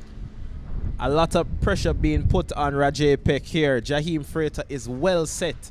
He was on 67 from 61 deliveries before that delivery. It's a full toss, but he had no protection. Mid-on and mid-off inside the circle. At this stage of the game, this phase of the innings, not good work here by St. George's. This one is out to backward point. And somehow, somewhere, the game is getting away from the home team, St. George's College. I think they need to settle down. Still a lot of cricket left to be played. Still the deciding game at hand. Yeah, the partnership needs to be broken here. They need to stay in this contest. This one is looking to sweep and waiting on the signal of umpire Williams. It's a leg by as the total goes up to 126 for 5. And what is a beautiful day for cricket here at St. George's College. And if you're familiar with Kingston, it's across from the home of cricket, the Mecca, Sabina Park. It's getting heated. It's getting real heated as well. Look at the sun, Hakeem Fraser. It's encouraging to see the sun out like this again. We were threatened with rain earlier, some clouds coming across, even light showers, but it's great to see that it has cleared up and the sun is out again in all its glory. And with the sun, it's a lovely breeze blowing across from left to right.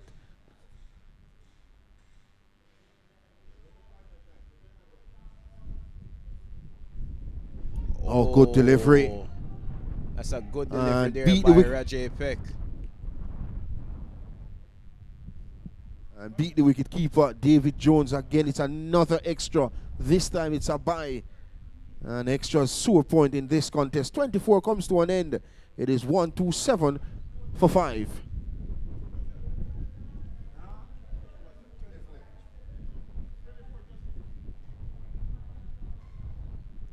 Well, St. George's College got the breakthrough that they were seeking, Marlon. Skipper Jade Gray brought himself back into the attack. He got the wicket of Jordan Osborne. What I will be disappointed with, and I am disappointed with, is the fact that Gabriel Smelly got the wicket off Jaheim Freighter yesterday. Got him out in the 20s. Did not have the greatest start today, but he has not bowled to him in this middle period. Now we see Freighter almost, well, he's on 70 plus runs, but his nemesis from yesterday hasn't bowled to him for a large part of this innings. Well, Smelly has about 3 overs, none for 14 so far, with 10 dot deliveries. Not a bad spell by no stretch of imagination. Well, the captain, he has different ideas. He's back into the attack. 2 wickets to his credit so far. And Gray, I still think he needs a slip for the new batter as well. You need to attack. You need wickets. What you can see to do here, Marlon, is attack the newer batsman, the lesser of the two, and then bat the field off when Jaheim Freighter comes on strike. And that's a poor delivery, quicker delivery. And it could be waiting on the signal of the umpire. And it's 5 wides. This is absolutely poor from the captain. Poor delivery on the line of the leg stump. Not much wicketkeeper David Jones could have done. And 5 extra run, the result with that extra delivery to be bowled. That delivery Marlon, signals to me the frustration in the St. George's College team and the frustration with skipper Jade Gray. He needs to compose himself here and do a job for his team. Oh, driven sweetly up to mid-off. And a misfield there. Only a run. But a very important part of cricket is to maintain that composure. Cricket is a glorious game of uncertainty. It's 133 no for 5. It could be 133 for 9. That's the game of cricket. Definitely, Marlon. Could not agree with you more. You really have to regulate and control your emotions. They're youngsters, but a bit more control and composure is needed. Poor pulled with some venom, and it gets into the boundary for another boundary. This has been an outstanding batting display from Captain Jaheim Freighter. His 9th boundary. Well, that was poor. It was short, it sat up, it was there for the taking. And did Freighter took full advantage. His 9th boundary as the total goes up to 137 for 5. What Jaheim Freighter has displayed in this innings is his ability to pounce on loose deliveries. Almost every short ball, every long hop, every full toss that he has received, he has duly capitalized. Well, this one goes down to long on. Could be a second. It is. But if we take time out and look at the field placement as well, the long on fielder, you were straight the delivery before the boundary was hit. The Captain Gray brought him a bit wider and then he hit the ball straight. It's good placement being shown by Jaheim Freighter. Talking about placement, that's out to the sweeper undercover boundary, only for a run. Oh, these bats nowadays, Hakeem Fraser, that ball came off the bat like a bullet from a gun. The total goes up to 140 for 5. I likened Jaheim Freighter to another St. Catherine Cricket Club all-rounder, Rovman Powell, and this batting display has been eerily similar to him. Dominant on the front and back foot, pouncing on short deliveries, a multitude of boundaries as well. Definitely an exciting talent and one for the future. You're absolutely correct. One for the future for Jamaica and West Indies cricket. His ability is special. He's good all round. And he's very good with ball in hand as well. Terrific cricketer. Well, Johnson is on strike, playing his first game, but his last run up to mid-off looks a quality middle-order batter. Well, we're not going to see him for too long. He's gone, caught and bowled. Captain Gray strikes his 3rd. And it's now 140 for 6. That is what you get when you bowl wicket to wicket, forcing the batter to play, and reward is another. His 3rd, 3 for 37, and it's 140 now for 6. Commentators curse there, Marlon. Right after you said it, he presented an easy caught and bowl chance to Jade Gray. That is more of what is needed from Gray. Deliveries on the stump and bringing the batters forward. Once you ask batters to do that consistently at this level, at any level as a matter of fact, you will apply pressure and you will create opportunities. And yourself would have played some competitive cricket, even for the Scorpions, even for Kingston Cricket Club. And this situation now, with Freighter been doing majority of the scoring so far, based on our screen here, is on 78 out of 140 with 6 wickets down. You want to give him less of the strike and bowl to the new batters. Try to restrict them under that 160 mark. Give yourself that opportunity to level the series in the last game. And this is where the captaincy of Gray will come in. He will need to tinker with his fields between balls. He will be best advised or better advised to get Jaheim Freighter off strike, allow him to get long singles, and then when the new batter is on strike, Chad Coates, he brings the fielders up, he squeezes him, bowls as many deliveries to him as possible, and creates wicket-taking opportunities. Well, the new batter is, and that's a beautiful shot of the north stand here at Kingston Sabina Park. You look at the bowling effort so far. Peck continues his magnificent run in the tournament so far. Backed up his 3 wickets yesterday with 2 today. And Gray, the captain, leading from the front, 3 for 37. And Mitchell making his debut, 1 for 19 so far, the wicket takers.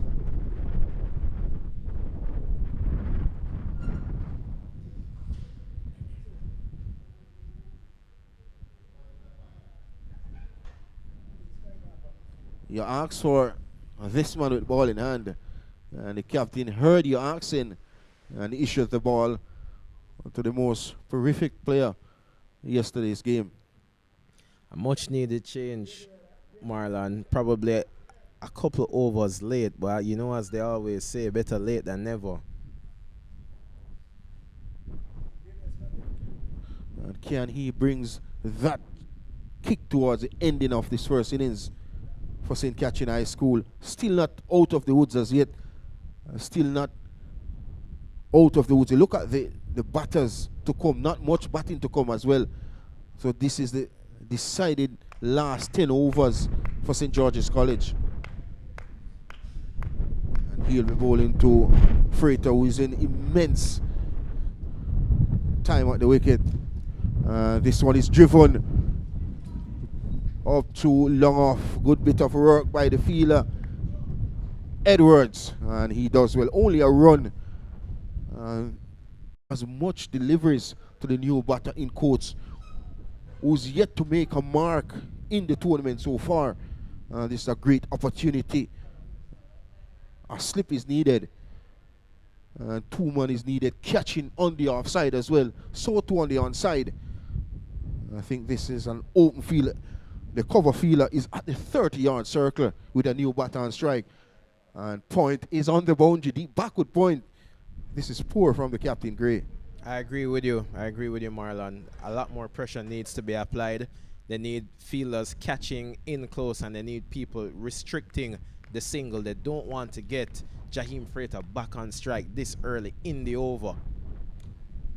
A good delivery. But he needs support as well. The fielder is not saving one in that cover region.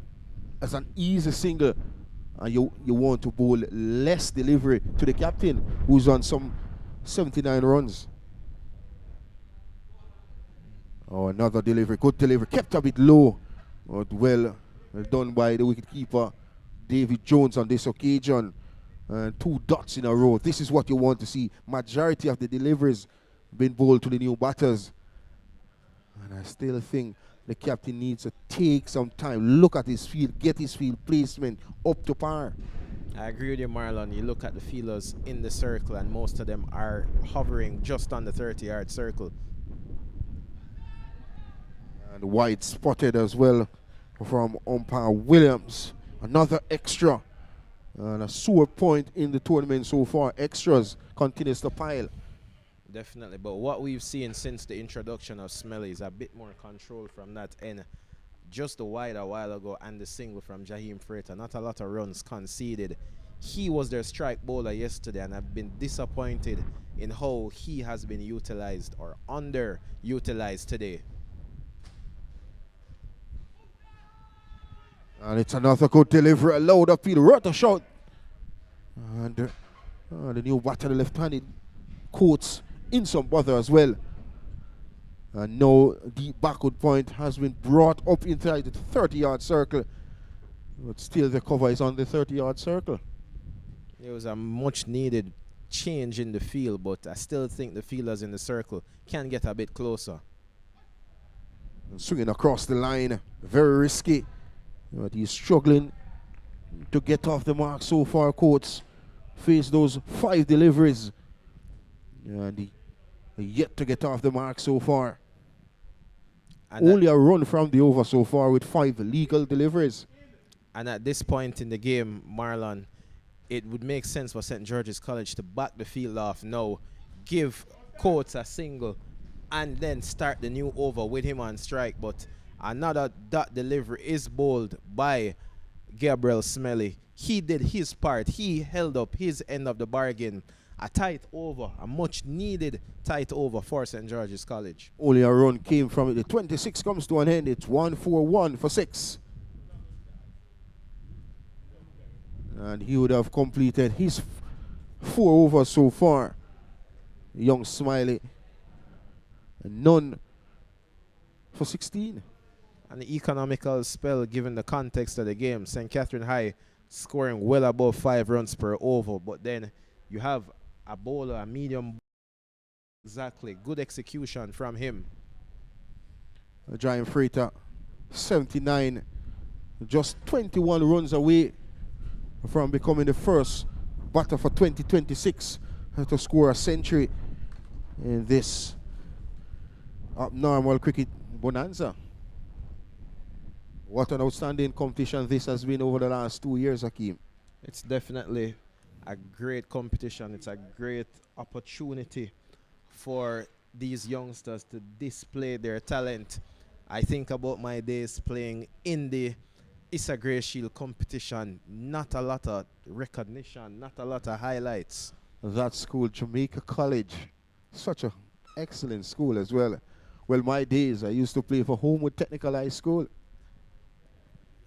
Perennial champions Homewood in the rural area competition, the Headley Cup. Wow, it's always a battle between Homewood Technical and St. Elizabeth Technical.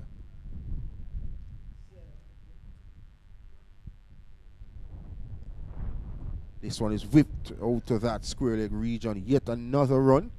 And Freighter goes into the 80s. In fact, he's exactly on 80 from 69 deliveries. It's 1-4-2 for 6. And here we see Marquise Edwards coming back into the attack. He's operating from the road end now, the end where the basketball court is situated here at St. George's College. This end will support his style of bowling. The wind will help to push his deliveries from outside off stump into the leg stump of Chad Coates.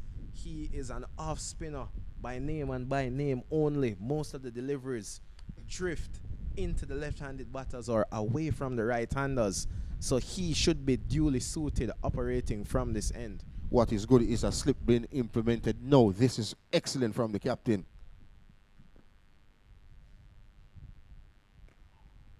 This one is crunched through that cover region. And Coates finally is off the mark with his 7th delivery as the total goes up to 143 for 6. Brings the destructive Jaim Freighter back in strike, who's on 80 from 69 deliveries, and the total 143 for 6. You jumped the gun a bit there, Penny.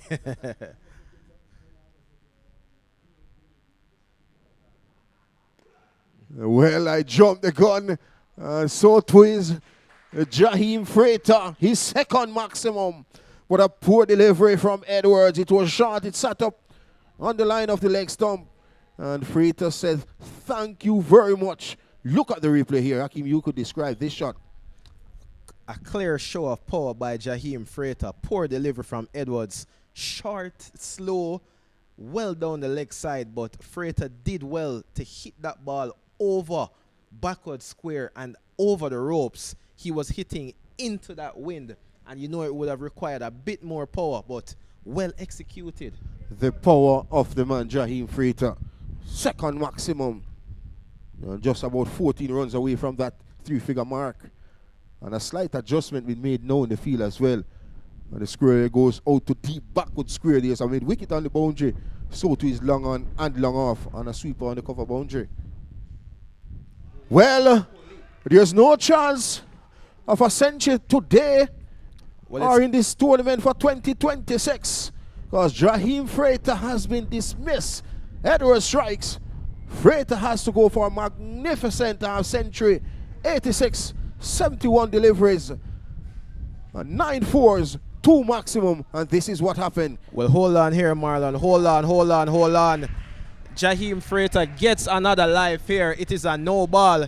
It is not yet the final power play of the innings. And that being said, only 4 fielders are permitted to be outside of the 30-yard circle. St. George's College had 5 out. They had the man at deep backward square, deep mid-wicket, long on, long off, and deep cover. That's 5. Marquise Edwards bowled a quicker ball, a faster one. Freighter got onto the back foot, tried to pull it, missed, lost his middle stump, but he was bailed out by umpire Trevor Williams and his awareness. No ball called, and Freighter lives to fight another day. Well, there was good awareness from umpire Trevor Williams, but there was no awareness from Captain Gray on this occasion. Poor. And Freighter lives to fight another day. 14 away. I already sent him off. 9 sixes. In fact, 9 fours, 2 maximum. And then Akeem Fraser stopped me in the track. Hold on a bit. 5 fielders out. Disappointment for St. George's College, but jubilation again for Freighter. Yeah, definite disappointment for them there. The final power play does not start until 20 overs have been completed. When those 28 have been completed, then 5 fielders are permitted to be outside of the 30-yard circle. So St. George's College jumped the gun. It's probably because of the flurry of runs that have been scored and they felt under pressure, but poor awareness from the team and the captain there. And good awareness from the umpire as well. A full toss. Was not an edge. Have to wait on the signal of the umpire. And the keeper, David Jones, has to retrieve. And it buys another 2 extras. And the 150 comes up as well. Akeem Fraser with those 2 buys. Wow. Well, here we see St. Catherine High scoring a lot more positively than they did yesterday, due largely in part to skipper Jaheim Freighter. He's on 86 from 72 deliveries. It's been a great innings thus far. A great display of control, power, and timing. Well, it's been a mixed bags for me. Living a charmed life as well. Got an opportunity when he was on 0, another opportunity on 62, and now alive on 86. And by the way, 27 comes to an end. It's 152 for 6. Well, you know, as they always say, Marlon, fortune favors the brave. And Jaheim Freighter has definitely been favored today. Striking at 118 runs per 100 deliveries. Positive batting from him, aggression. And he has led the charge for St. Catherine High thus far in this innings. Only 3 batters gotten into double figures so far. But look at Jaheim Freighter, 86. It definitely stands out on that scorecard, Marlon. The second highest score has been only 11 runs from Jordan Osborne. And Anthony Aikens got 10 as well. This has been a terrific inning so far. Credit must be given. He has 9 fours in his inning so far to go with 2 maximums. Smelly back into the attack, and he will be seeking the wicket of Chad Coates here. St. George's College desperately needs to break this partnership. Now this one is punched out to the cover region. And it's another run. And another important run as well. Because this run means that St. George's College would need to chase over that 152 they chased yesterday to win this game. But it comes back to the point that we made earlier, Marlon. You look at the field placing by St. George's College, and you look at the fielders inside the circle. Chad Coates on 2 on 1 from 7 deliveries prior to that ball. Everyone was on the 30-yard circle. It gave him the opportunity to score an easy single, and most importantly, get Jaheim Freighter back on strike. That is not what St. George's College would have wanted. Well, that is what. Oh, dropped again. What is happening? And it gets into the boundary. In fact, it goes over the ropes for 6. What is happening? Only Akeem Fraser could have told me what happened. Well, St. George's College have been the cause of their demise. A number of drop deliveries. That ball was firmly struck by Jaheim Freighter. He rocked onto it and played the pull shot in no time. But the fielder at deep backward square had a chance to complete the catch. Put it down. Inner portion of the bat this time goes out to that short fine leg region. And another run. These are precious runs to St. Catherine High School. I think Freighter needs a word or two from his batting partner now. Somebody needs to go and calm him down.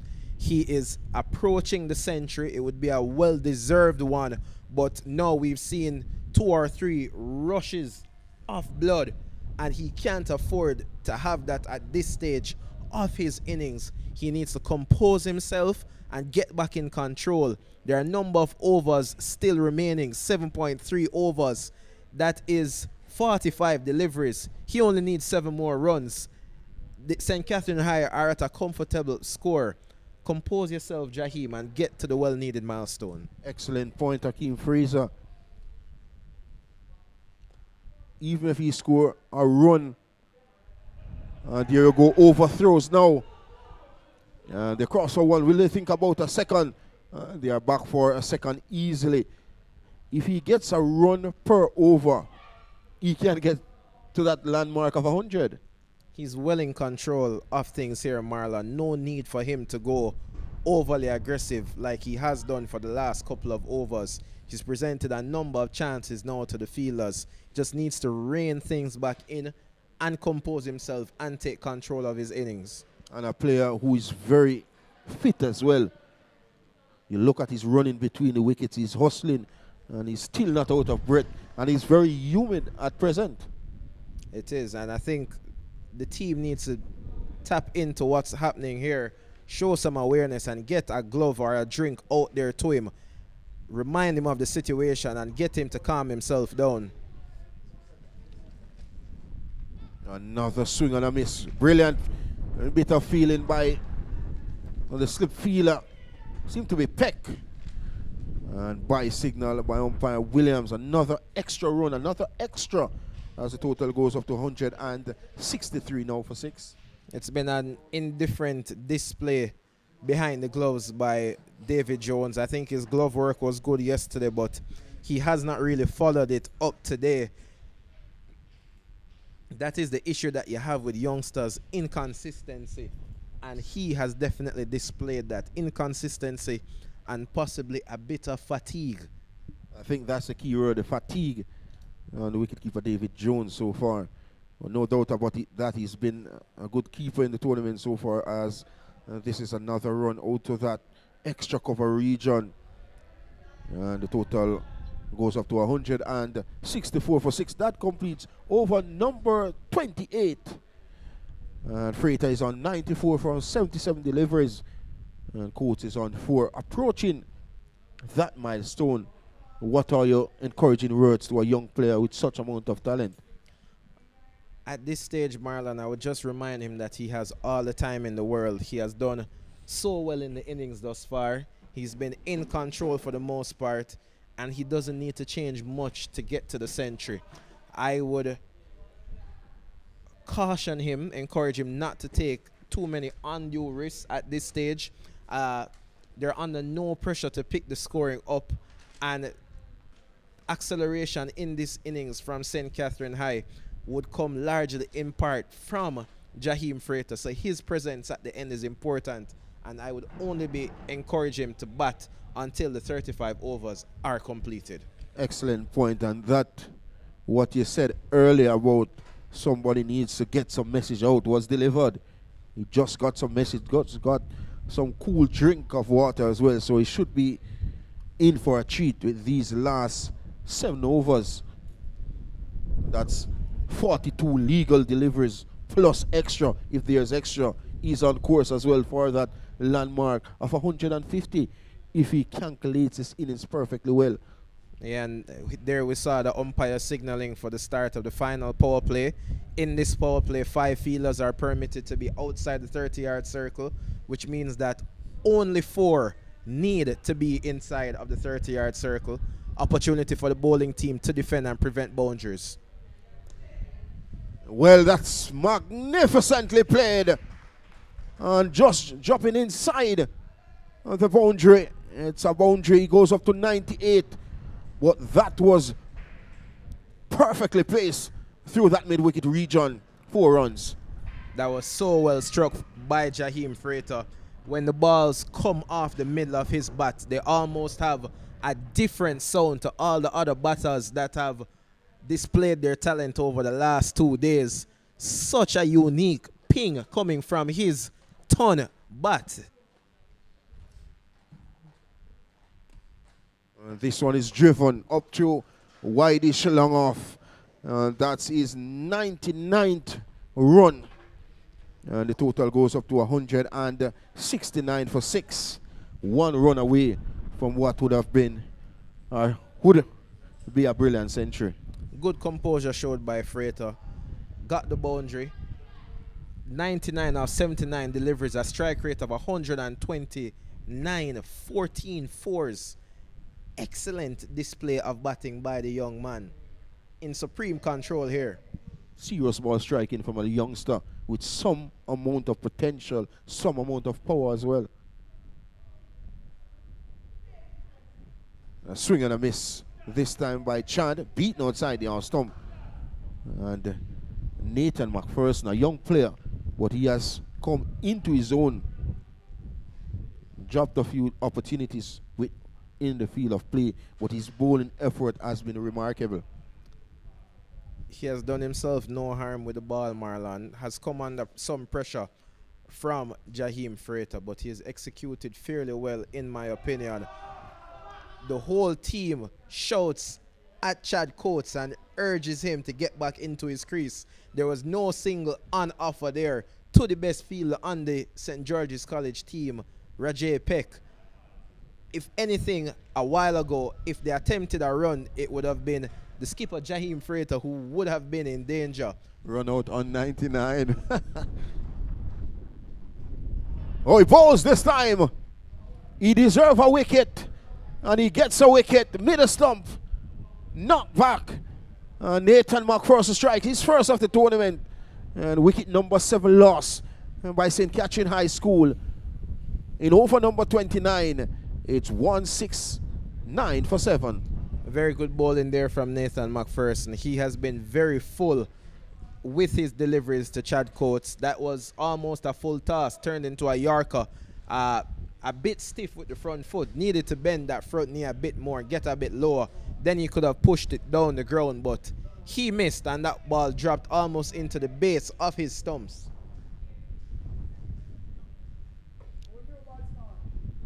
$169 for 7. 1 delivery left in the 29th over. We saw St. Catherine High School being bowled out in the first game yesterday in 29.4 overs in that first encounter. It's encouraging today, Marlon, because based on the look of things and with Jaheim Freighter at the crease, they should bat their full allotment. He will need to take full control of things from here. But if it's one thing that I always ask of teams in limited overs cricket, especially the teams that I am a part of, bat your full allotment of overs. That gives you the maximum chance in terms of deliveries that you face, but it also wears down the fielding team. The new batter is Dejon Lewis, not known for his batting. This could be runs. It could be some amount of runs. 5 wides. Not what the doctor had ordered. First delivery to a new batter. 5 wides the result. And the total goes up to 174 for 7. And Dejon Lewis, he was fabulous in that opening game with ball in hand and picked up a 5-wicket haul. In fact, 5 for 11 in that first game. Loud appeal, and not outside by umpire Johnson. Over number 29 comes to an end. 10 came from it. It's 174 for 7. Dejon Lewis will be seeking to play the supporting role to his skipper Jaheim Freighter here. Freighter on 99. 99 from 79 deliveries, a strike rate of 125. Clearly the standout innings in the St. Catherine High batting effort thus far. He has scored over 50% of his team's runs here, and he has really carried the batting effort with some very good timing and ball striking, aggressive and positive running between the wickets, and a well-deserved century is on the cards, but he will have the proposition of getting past Rajay Peck if he is to bring up and raise his bat. Well, the last couple of overs, this young man, Peck, bowled, he has created a numerous amount of appeals. Can he destroy Freighter on 99? Let's see. Oh, loose shot, a wide spotted by umpire Williams. It's all happening. This is a game. This is really the deciding game of the tournament as well. On the line of the leg stump, back-to-back wide deliveries. These are precious extra run to the total. Extra deliveries to be bowled as well. In fact, 2 deliveries, illegal deliveries, bowled so far in this, the 30th over. Jaheim Freighter is still on 99. And this time, Peck is into bowl. Bowls a delivery back of the length to Jaheim Freighter. A bit of spin and offer. Freighter played with soft hands. Wanted to negotiate that ball backward of point and hustle through for a single, but it was just not on offer.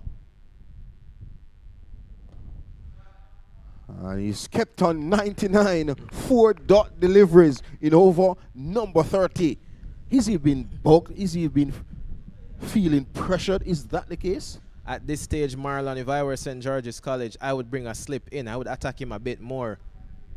Well, it doesn't matter. Well, it's a dead ball. It's a dead ball. What happened? Anticlimactic moment there. It seems as if the stumps were fouled or the wind blew the bails off before the delivery was bowled. He still has to wait, Akeem Fraser. It's all happening. He's kept on 99 for 5 straight deliveries.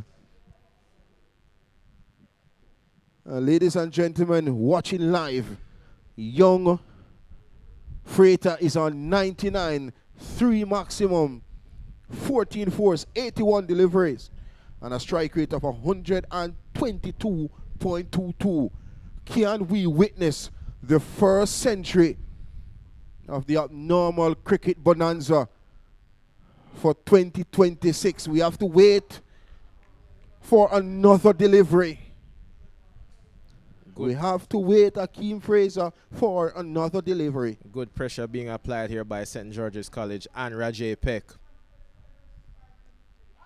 Ladies and gentlemen, we have witnessed the first century of abnormal cricket bonanza for 2026. 15 fours, 3 maximum, 83 deliveries, 103 for the young, upcoming rising star of cricket in Jamaica, Jaheim Freighter.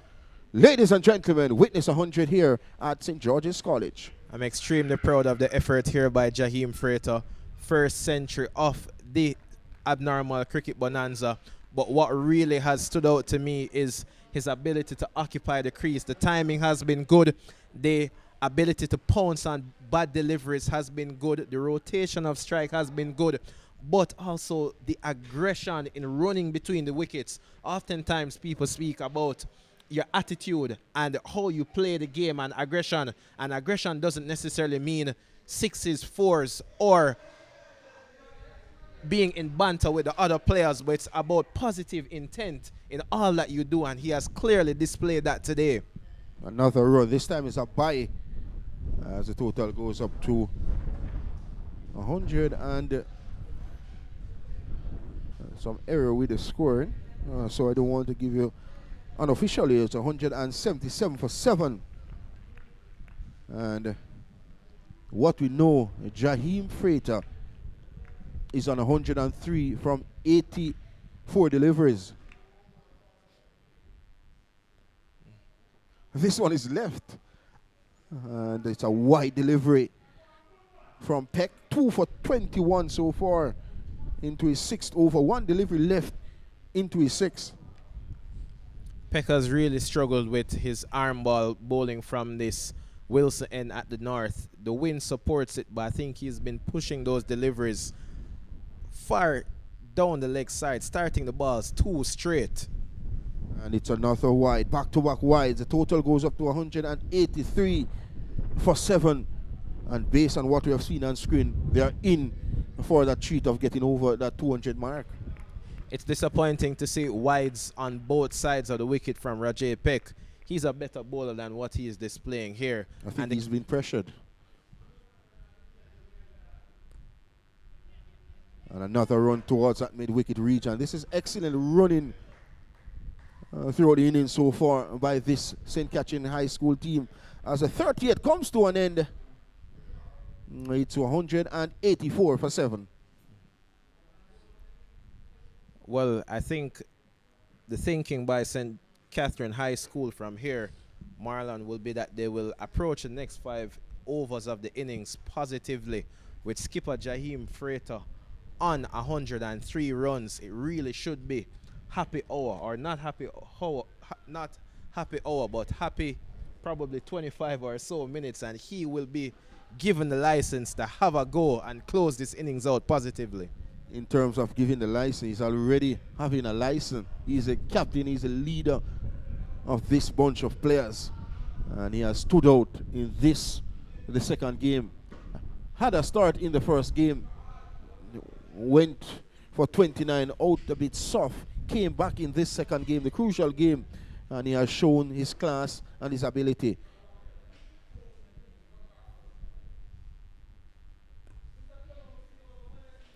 This one goes out to that cover point region. There's a dot delivery, a rare dot delivery in this encounter so far.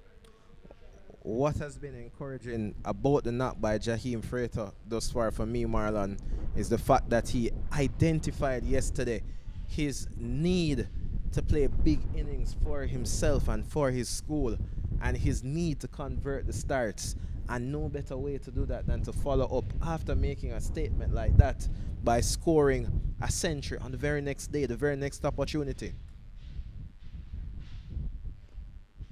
This one is tucked towards that.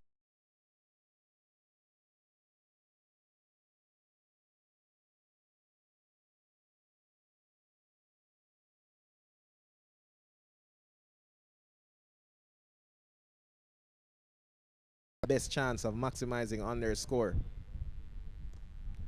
And a proud coach as well. You could see the jubilation of Coach Wayne Morgan as well. And at this level, Marlon, it was good to see the entire team out on the front of the pavilion here, cheering their captain on and supporting him. Good signs, team sport, and that support is needed. And that shows the commitment in the camp as well. The commitment and the camaraderie. Brilliant. Good delivery. Well played. Good cricket all round. And the 31st comes to an end. It's 186 for 7.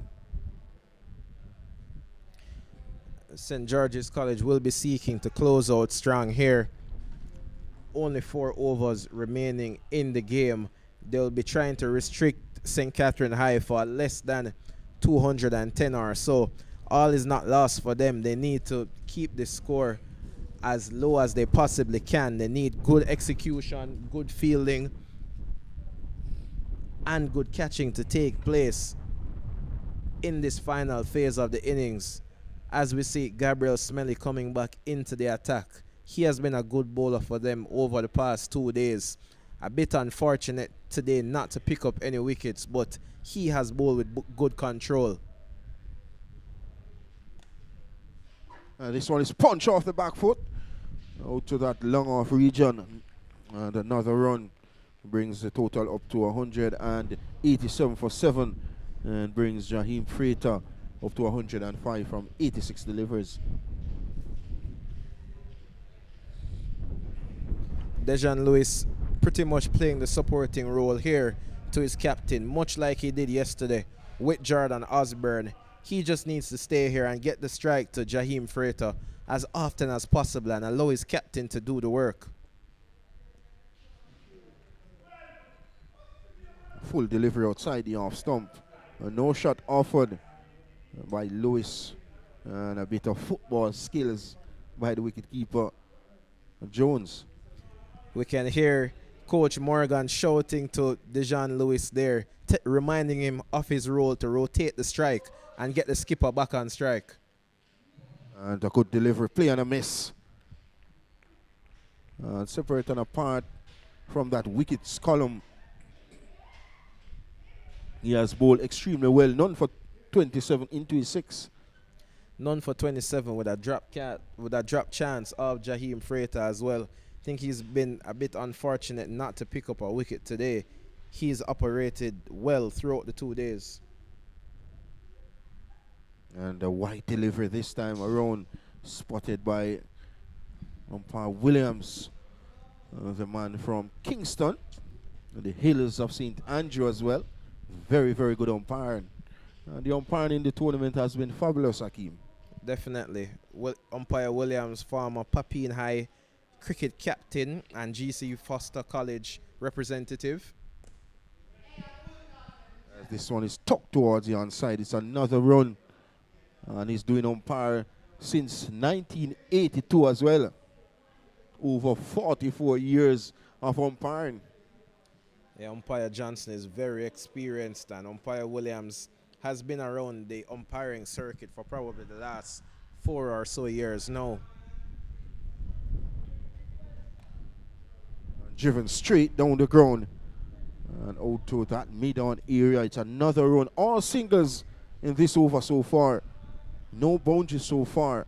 The first delivery a single, then 2 dots, a wide, and then a single after last delivery.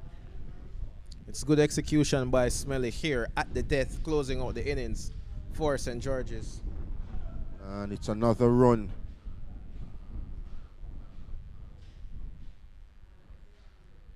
So the 30 second comes to an end. It is 191 for 7.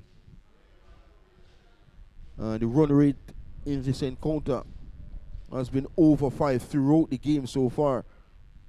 And you look at this innings from a masterclass player, Jaheim Freighter, 87 deliveries, 15 fours, 3 maximum, 106 not out from 87 deliveries. Look at the strike rate, over 100, maintained throughout his innings so far, 121 it is. And the dominant display so far, Marlon, he has 3 figures, brought up his century. The second highest score for his team, only 11 runs. Shows how dominant he has been. He has carried the brunt of this batting effort from St. Catherine High. Clearly the standout.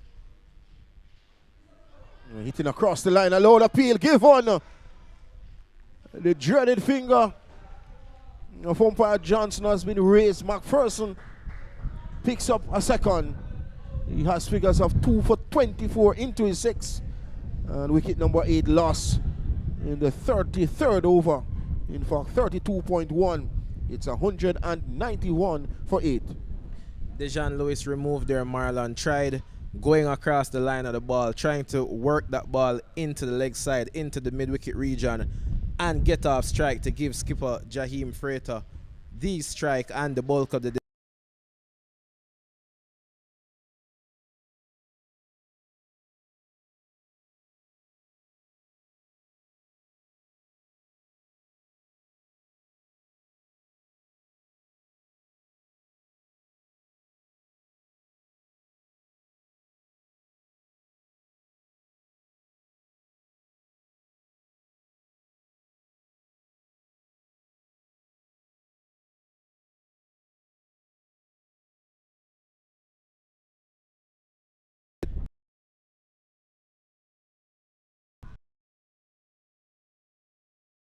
well bowled again. Nathan McPherson asking questions of the new batsman Dimitri Thomas almost immediately. With ball in hand, he can hold his head high. And Thomas is off the mark, and you could hear the cheers, the roos in the dressing room of St. Catherine High School and team. He gets a run, second delivery, and the total goes up to 192 for 8. Dimitri Thomas clearly a fan favorite here. We saw it yesterday as well. A no ball. It's cues off the top edge. And a couple of bounces into that fine leg boundary for 4. These are precious runs for St. Catherine High School. Precious for Freighter as well. As the total goes up to 197 with that no ball 4. Poor delivery there by Nathan McPherson. Can't afford to be bowling chest high full tosses at this level or at any level. Jaheim Freighter did not intend to hit it in that direction, got the top edge, but he was duly rewarded with 4 runs. And now he has a free swing, a free hit on 110 and an opportunity to score another boundary. Will you talk about another boundary? It goes the distance. It's maximum number 4 to Jaheim Freighter.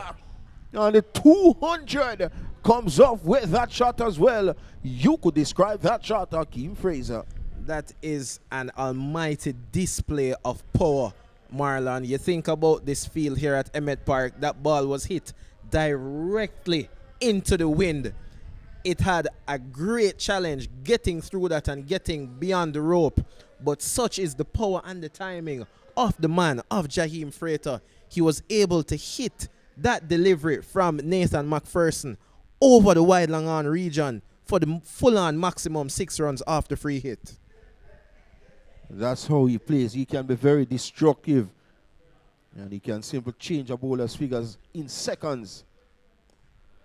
As this one got the inner portion of the bat, goes down to long on this time. And it's another run. Total goes up to 204 for 8 in over number 33. A bit of a false shot there from Jaheim Freighter. That ball seemed to have dropped in the air a bit. Tried to go over long off. It went into the long on region. Luckily, no fielder was nearby. Punch out to the cover region by Thomas. And there you go again. The cheers arose. 33 comes to an end. It's 204 for 8.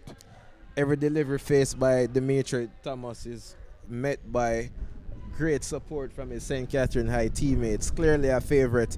They don't seem to fancy him much with the bat in hand, but he is doing a job here in support of his skipper, Jaheim Freighter. I'm sure his skipper appreciates that, and he'll be telling him to tune them out and focus on his game. 3 batters gotten into double figures so far. We'll look at the captain batting at number 4, 117 from 90 deliveries and a strike rate of 130.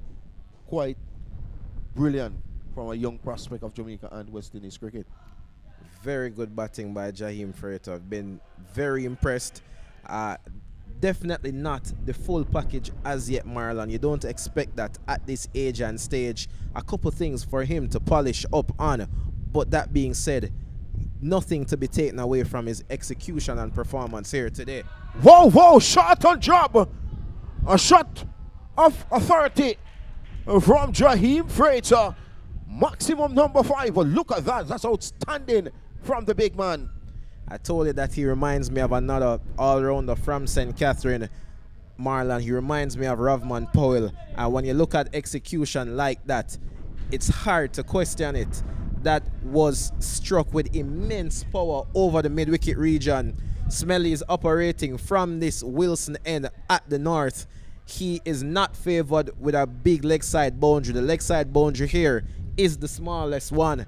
And he also has the wind pushing the ball into the leg side. So he has a great challenge on his hands bowling to the set Freighter. And Freighter is making him aware of this challenge by pouncing on loose deliveries like that. That's the biggest of the tournament so far. That maximum over that mid-wicket region.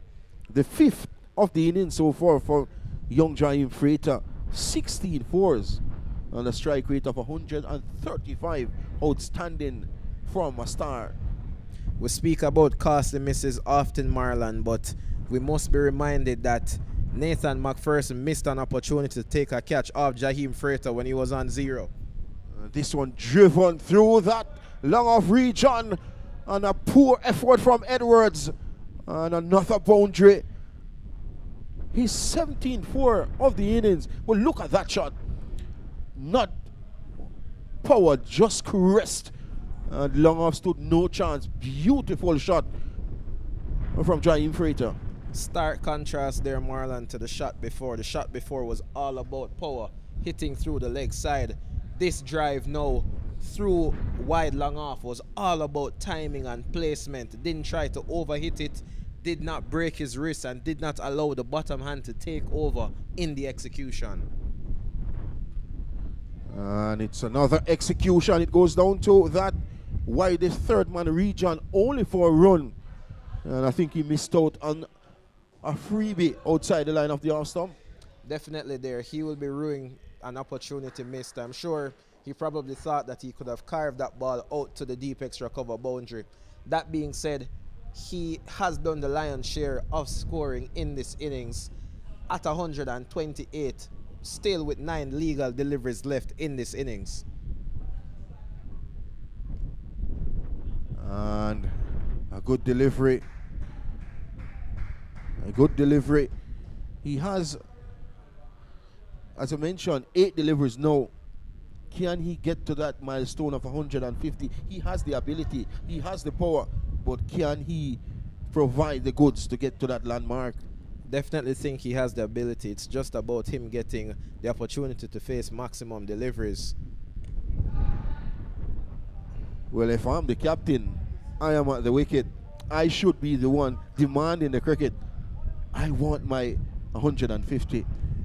Definitely, Marlon. I think this last ball of the 34th over is a free swing for Dimitri Thomas, because by no shape or by no means should Jaheim Freighter be looking to get to the other end. He should just stand there and wait to face the first ball of the 35th over. The first and the last as well. Final delivery of the penultimate over coming up. This one is driven up to that mid-on region, and guess what? Captain Jaheim Freighter said, I will take the last 6 legal deliveries. I need 22 from 6 for 150. I'm very impressed by that there, Jaheim Freighter, showing good awareness. He knows that it's the last over of the innings, and for St. Catherine High to score maximum runs, he needs to face all 6 deliveries, and he has made the decision as well from the captain, looking to maximize these last 6 deliveries. These last 6 deliveries can be very crucial for him as a player and for the team in purse. You look at the dot deliveries in this inning so far, there's a lot. There's really a lot. But Jaheim Freighter has been outstanding. He makes up for those dot deliveries, and look at the scorecard. Massive total ahead, 215 for 8. A great point, Marlon. I think the boundary scoring, the boundary striking from Jaheim Freighter has compensated for the abundance of dot deliveries faced by St. Catherine High. It has almost been a one-man show from them, and Skipper Freighter duly standing tall. Punch out to backward point. First delivery of the final over. Is that Mikel? It is. Mikel Francis. And a very, very good medium fast. Would have played some senior cricket as well in terms of parish level for Kingston and St. Andrew. And he'll be hoping to execute here. Talking about execution, that's execution at its finest order. Terrific timing by a terrific player. Another boundary, his 18th boundary, and the total goes up to 219 for 8. Unlike all of the cover drives played by Jaheim Freighter thus far, this one was all about power. Didn't get his foot as close to it as the others. He just thrashed that through the offside. Nobody had the chance or the opportunity to move. All they could do was retrieve it from the ropes. The hands going through the line of that delivery. That shows the power of the man as well. Well, he has 4 deliveries. A slower delivery. Deep backward square. He waits. But guess what? Jaheim Freighter, he's a spectator. Maximum number 6 to Jaheim Freighter. He goes up to 138 from 97 deliveries, and he has 3 deliveries to score 12 runs for a 150. All power, all time in there, Marlon. That shot is such a difficult one to execute. It was a slower ball. The wicket has been slow in nature. He had to wait on it, and then after waiting, he had to hit that ball through the strong breeze coming across the field. But he executed so well. inner portion of the bat out to that mid-wicket region. It's just sad to see that delivery. It's all boundaries. It's all excellent cricket being displayed so far by St. Catherine High School. I'm sure the 150 is firmly on his mind, and he might be thinking now that he missed out on the opportunity to get it. Still two legal deliveries left. This one goes out to deep backward square. Gone! Francis strike. Well, ladies and gentlemen who's watching on the live, a fantastic and magnificent innings has come to an end from one player who can go all the way in Jamaica and West Indies cricket, Captain Jaheim Freighter. 138, 98 deliveries, 17 fours, 6 maximum. And Hakeem Fraser, you could describe this innings from this fantastic player. I think it was a great innings played by Jaheim Freighter. Unfortunate to get out in that manner. He was looking to capitalize, unselfish. Many batters would have saw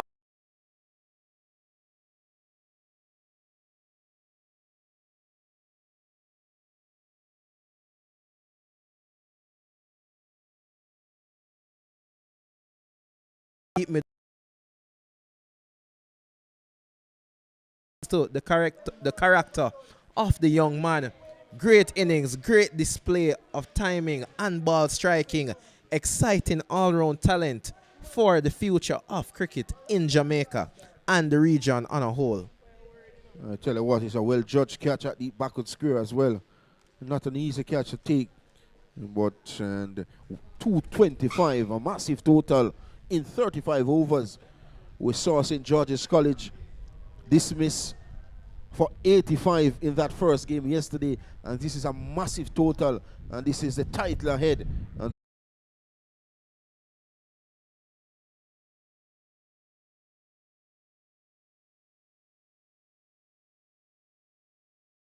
Nine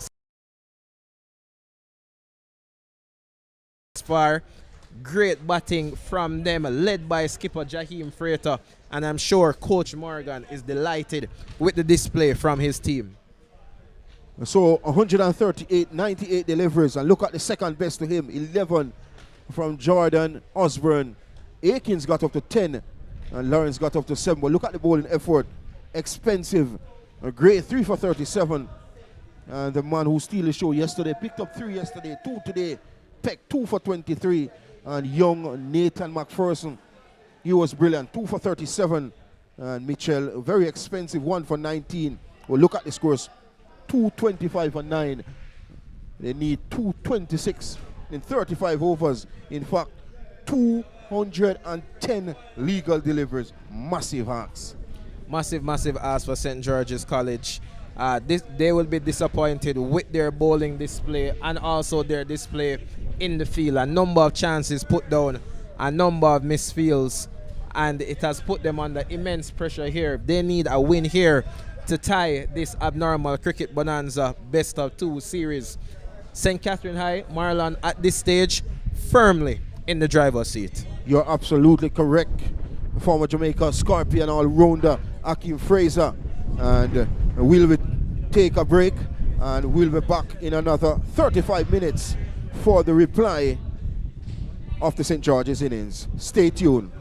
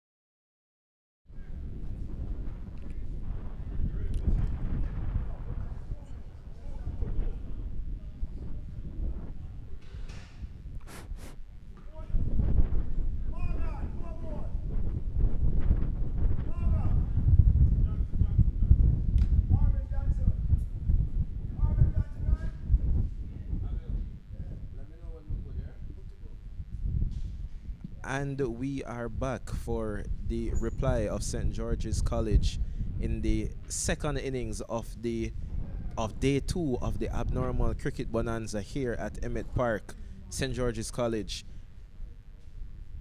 St. Catherine High won the toss this morning, decided to bat first, and were brilliantly led by their skipper Jaheim Freighter. 138 runs, huge century, triple figures. The second highest score was only 11 for the St. Catherine High team, and they posted a sizable total of 225 for 9 in their allotted 35 overs. Akil Kinghorn will be the opening batter from St. George's College, facing the first delivery. And good pace to start, Akeem Fraser. And good pace, good carry as well. And beat the batter for pace. And good condition for swing bowling as well. That delivery definitely hurried down on young Kinghorn there. Seemed to hit a bit of the glove. Seemed to take his chest as well. Went out into the square leg region.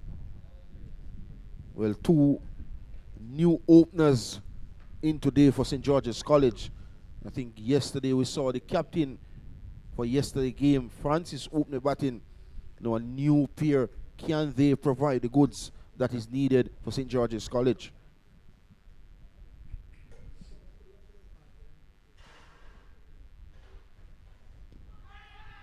And wrapped in the pad.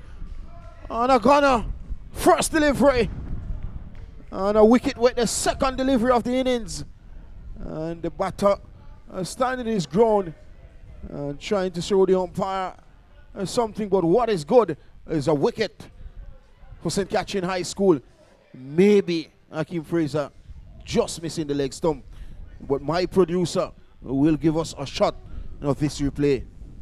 Sanjay Dillon goes first delivery faced, full delivery at the stump. Good pace shown thus far by the bowler.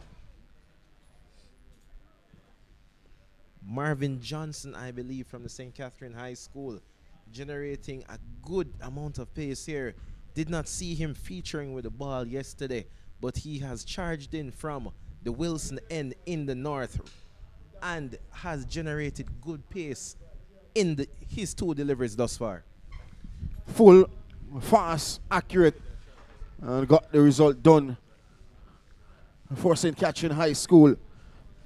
And our good friend just came back as well from Dubai. And Jamie Hay plays his cricket for Kensington as well. Such a good and positive all-rounder. Good to see you, Mr. Hay. Marvin Johnson was unavailable yesterday because he was at the National Youth Trials, National Under-15 Trials. Promising fast bowler. First time seeing him here, and I'm excited by what I'm seeing. I'm excited as well. Smooth run-up as well. And ill-directed this time around. And well collected by the wicketkeeper. And the new batter coming to the crease here for St. George's College is Marquise Edwards. Didn't get many runs yesterday. He will be seeking to make amends today. Looks good for the latter part of yesterday with bat in hand, but out very, very soft. Seeks to play the deliveries very late as well. Touch player. Another wide delivery. So clearly getting the ball to swing away so far from the right-handers. And Johnson returning to the St. Catherine High team today gives Captain Jaheim Freighter the opportunity to rest. That innings today would have taken a fair amount of energy from him. We would still like to see him bowl. We would still like to see him displaying his all-round talent as well as his stamina. Important for an all-rounder. It was a loose delivery outside the off stump. And up and down, kept a bit low, but well kept as well by the wicketkeeper. You mentioned Captain Freighter, well, he's standing at first slip, getting some rest, and why not after a magnificent century, the first of the tournament as well. The foot movement from Marquise Edwards was lacking on that occasion. Short delivery, not a lot of pace on that one. Should have rocked onto the back foot, gotten closer, and used his hands through the ball. Edge just to the right of the second slip feeler. And just stop at the edge of the boundary rope. And they are back for 3. Excellent running as well from Edwards. Not the quickest on the park, but he gets back for a 3rd. Did well to complete 3 runs there. What I will note from that delivery is how he played it with soft hands. Took the bottom hand off the bat. That allowed him to kill the bounce after hitting the outside edge. Luckily for him, did not carry to a fielder. Went down to the vacant 3rd-man region. And good delivery, beating for pace again. And he has some ability, this young fast bowler. And so far, so good. He has been rewarded with a wicket in his first. Kinghorn looking at C here, Marlon. Not too keen on the deliveries from young Johnson. Good pace, good swing, good control on offer. And he'll be seeking to get some more wickets in his spell and inside this first over. And a good youngster in the making to represent the country at a youth level. Young Johnson. Oh, beauty, gorgeous delivery to close out the first. But what I could say is getting the ball to shape around, no doubt about that. The first wicket, the first delivery swung away. The second delivery swung back in and trapped the batter dead in front. So credit must be given to young Johnson. A good first over. Good first over, and there we saw again him being on the money. A good number of the wickets taken over the 2 days have been through the LBW and clean bowl mode of dismissal. It shows that at this level especially, once you bowl deliveries at the stump and the batters miss, you will be rewarded. And so far, so good for Johnson. He has been rewarded with his second delivery of the innings. And here we see Delano Forbes coming into the attack for St. Catherine High from the Roden end, the southern end here at Emmett Park. Another youngster who I'm very impressed with as well. He had featured last season as well in this abnormal cricket bonanza as well. He was brilliant as well. I saw him yesterday and he was outstanding. He has a beautiful rhythm and also his delivery stride is perfect as well. A youngster with some amount of talent. Coach Morgan putting together a strong fast bowling unit there at St. Catherine High. I haven't played there for a number of years. It was generally a very slow wicket, but it seems as if some work has been done or some work needs to be done for his fast bowlers to reap the due rewards. Well, in fact, he has some work to do at their home ground as there's a lot of Manning Cup football taking place on under 16.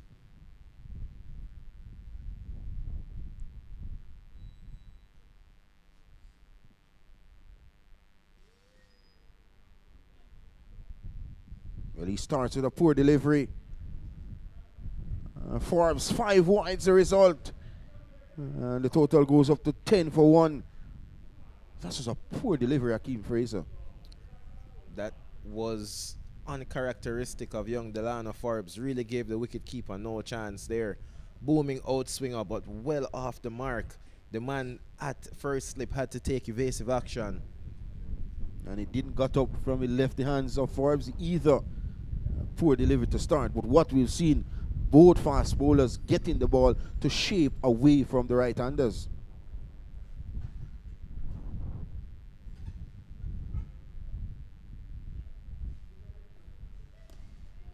This time a full delivery on the line of that middle and leg stump. And this time around, Edwards present the full face of the bat and gets it up to that mid-wicket region. And it's a dot delivery. On the money there now, Delano Forbes, and those are the sort of questions that he will want to ask of the St. George's College batters. We saw Marvin Johnson in the first over getting a wicket, getting the batsman trapped in front LBW. Oh, another good delivery. A loose shot outside the arm stump here from Edwards. A much better player than this, Edwards. A player who generally accumulates runs very easy, loves to pick gaps, but so far in this tournament haven't been up to par. Yeah, what we're seeing here with young Marquise Edwards is how difficult the transition has been from an under 15, under 16 level up to the under 19 level. He's someone that played the Kingston Warriors competition for Kingston CC recently and batted well, got a half century or two there. So he has some ability with the bat, but it's about adapting to this higher level. His batting techniques, or his batting technique is good. His application at the wicket is outstanding, but he needs to put an innings together to put his team in a commanding position. So far, St. George's College on the back foot, losing the first game by a massive 66 runs.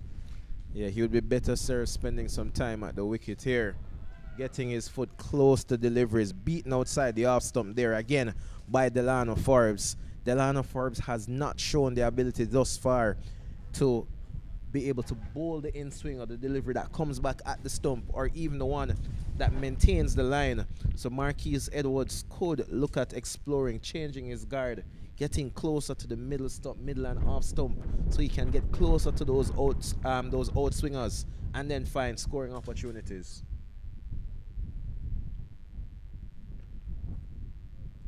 Oh, I tell you what, that's a good delivery. You mentioned about the in-swinger. That was a perfect example. Went close to the umpire on this occasion, handled the ball back into the right-hander, and he's searching outside the off stump. This has been a fabulous first over by Delano Forbes so far. Definitely, Marlon. Good display of skill thus far.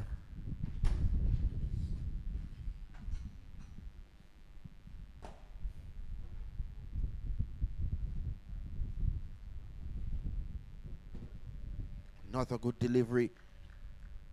Playing a bit high here. Edwards kept a bit low, but a fantastic first over. Only the first delivery, but went for 5 wides. Came from the over. 5 came from it. It is 10 for 1. I think what we're starting to see now is the result of a surface that is on its second day.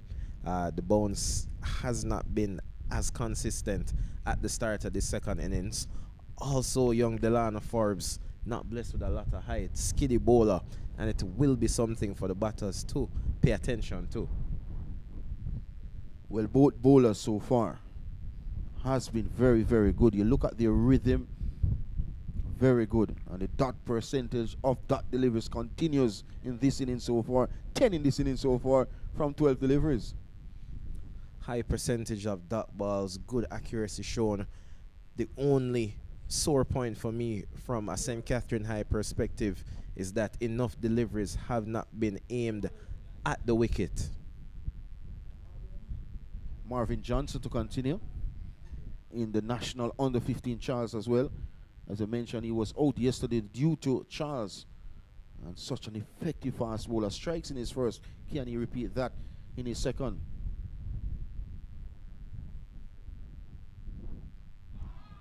Rush that space, Hakeem Fraser, and as a wicket keeper or a first step behind the bat, that's what you really loves to see. Aggressive fast bowling, and that was a prime example. Short delivery, hit him on the helmet as well. Good pace from young Johnson.